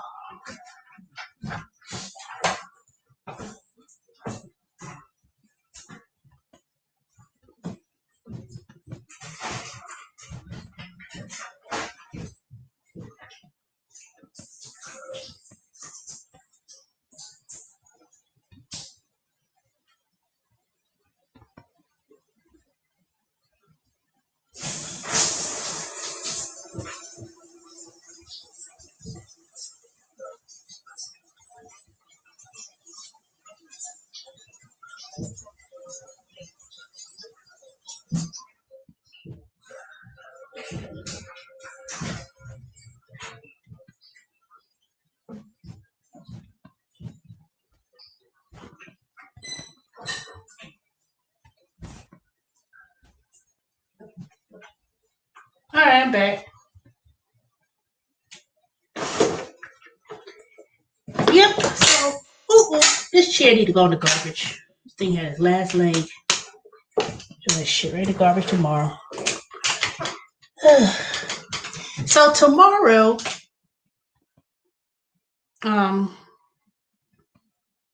yep, I'll be cleaning up and going to Target, buy me some things, prepare for my trip tomorrow over the weekend. I'll be back Sunday evening sometime. I'm gonna try to do some live streaming while I'm there, maybe, or do me some videos. But Coach Queen, Willie, Colis, 85, Crackhead Willie. Why Crackhead Willie? Who else do you think is on here watching? Dorian, Erica, Leslie, all of y'all, whoever's been watching. I've been on here for 2 hours. I must have been off. But anyway, so what I would do is just go to SBA.gov because there's a lot of different programs and monies that's available, especially they try to help people start their own business. And I've been signing up for a lot of different webinars. I keep missing it. Every time they have a webinar, I was like, oh my God, I missed it. So I got to go back on the SBA.gov website and probably start playing it back. But there's a lot of programs that help people start businesses, a lot. You have to take advantage. See, that's one of the some of the monies from these programs. It's a lot of money out there that people are not aware of. A lot. But see, some people, they so stupid, they trying to run a game scam. How you gonna get millions of dollars and 90, whatever, large sums of money, and you buying a sports car? People be buying luxury cars. That's sports. They say luxury cars. People are buying luxury cars and all kind of foolishness. I was like, really?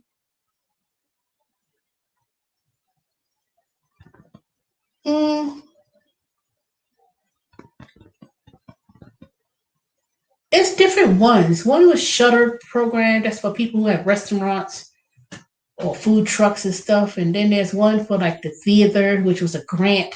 So if you would like to some type of entertainment of some sort, I'm gonna just have to do a video tomorrow so I can have my notes in order. And so if you come back tomorrow, Coach Queen, I promise to come tomorrow but I'm not going to be as late. So I'll be on tomorrow evening, and then I could go over it and show people some things, explain things. I like to, do a separate video on that. So I'll do that. But anyway, it's 1:25. And yeah, I think I'm going to start structuring my channel more so on the business aspect of it. So, and I want to be a little bit more professional with my videos. I don't want to put this on the same channel because I really want to grow my channel and brand it for what it would be, not these rant videos talking about cheap ass black folks or stupid trifling Karens and non-tipping ass people and all this kind of crazy stuff. Because I don't do all these. I don't do these food deliveries no more. And I think for the last couple of years that was my adventure. Delivering food and telling y'all what happened on this day and whatever. So I'm not, since I don't do that no more. I need to be more serious. Help use my talents for greater things, not the rant videos or what happened. That's just, I think even me being negative is starting to bother me a little bit. Not a little bit, a lot. And, it may be funny at times, but after a while, it takes a hold of you mentally, especially yesterday. Yesterday, I didn't tell y'all one part. Oh, you have a meeting from 8 to 9. Okay. Well, Coach, just send me a email. Let me put my email again. You can send me a message too. So if you want to always email me, you can email me too. Of any questions, sometimes I can answer questions better, and then we can do Zoom and guide you from there. So anyway, I see 5 of y'all on here. Y'all probably staying up, but now it's time for me to go to bed. I've been on here for 2 hours. Yeah, email me, but I'll be on tomorrow. I'm not going to be on late tomorrow because I want to, I have a lot of things I need to do in the morning and the afternoon, and then if I don't get my hair done tomorrow, I may want to get it done Friday morning because my flight leaves in the evening. So I still will have some time to do that if I have to. Even if I don't get my hair done tomorrow, I could do it Friday morning because my flight leaves at 6:20, and I'm not driving to the airport. I'm going to go to the MARTA, park my car at the MARTA, and take the train to the airport. Because one thing about Atlanta airport, I don't know why people feel that you have to drive to the airport to go to the airport and spend all that money for parking. And the thing about it, the parking and where the airport is not even close. It's like you still have to, it's kind of crazy. I just, So I'm just going to go to the airport, go to the MARTA station, park my car, take the train, which is about 30 minutes into the airport, if not less, depending on how. It's very convenient.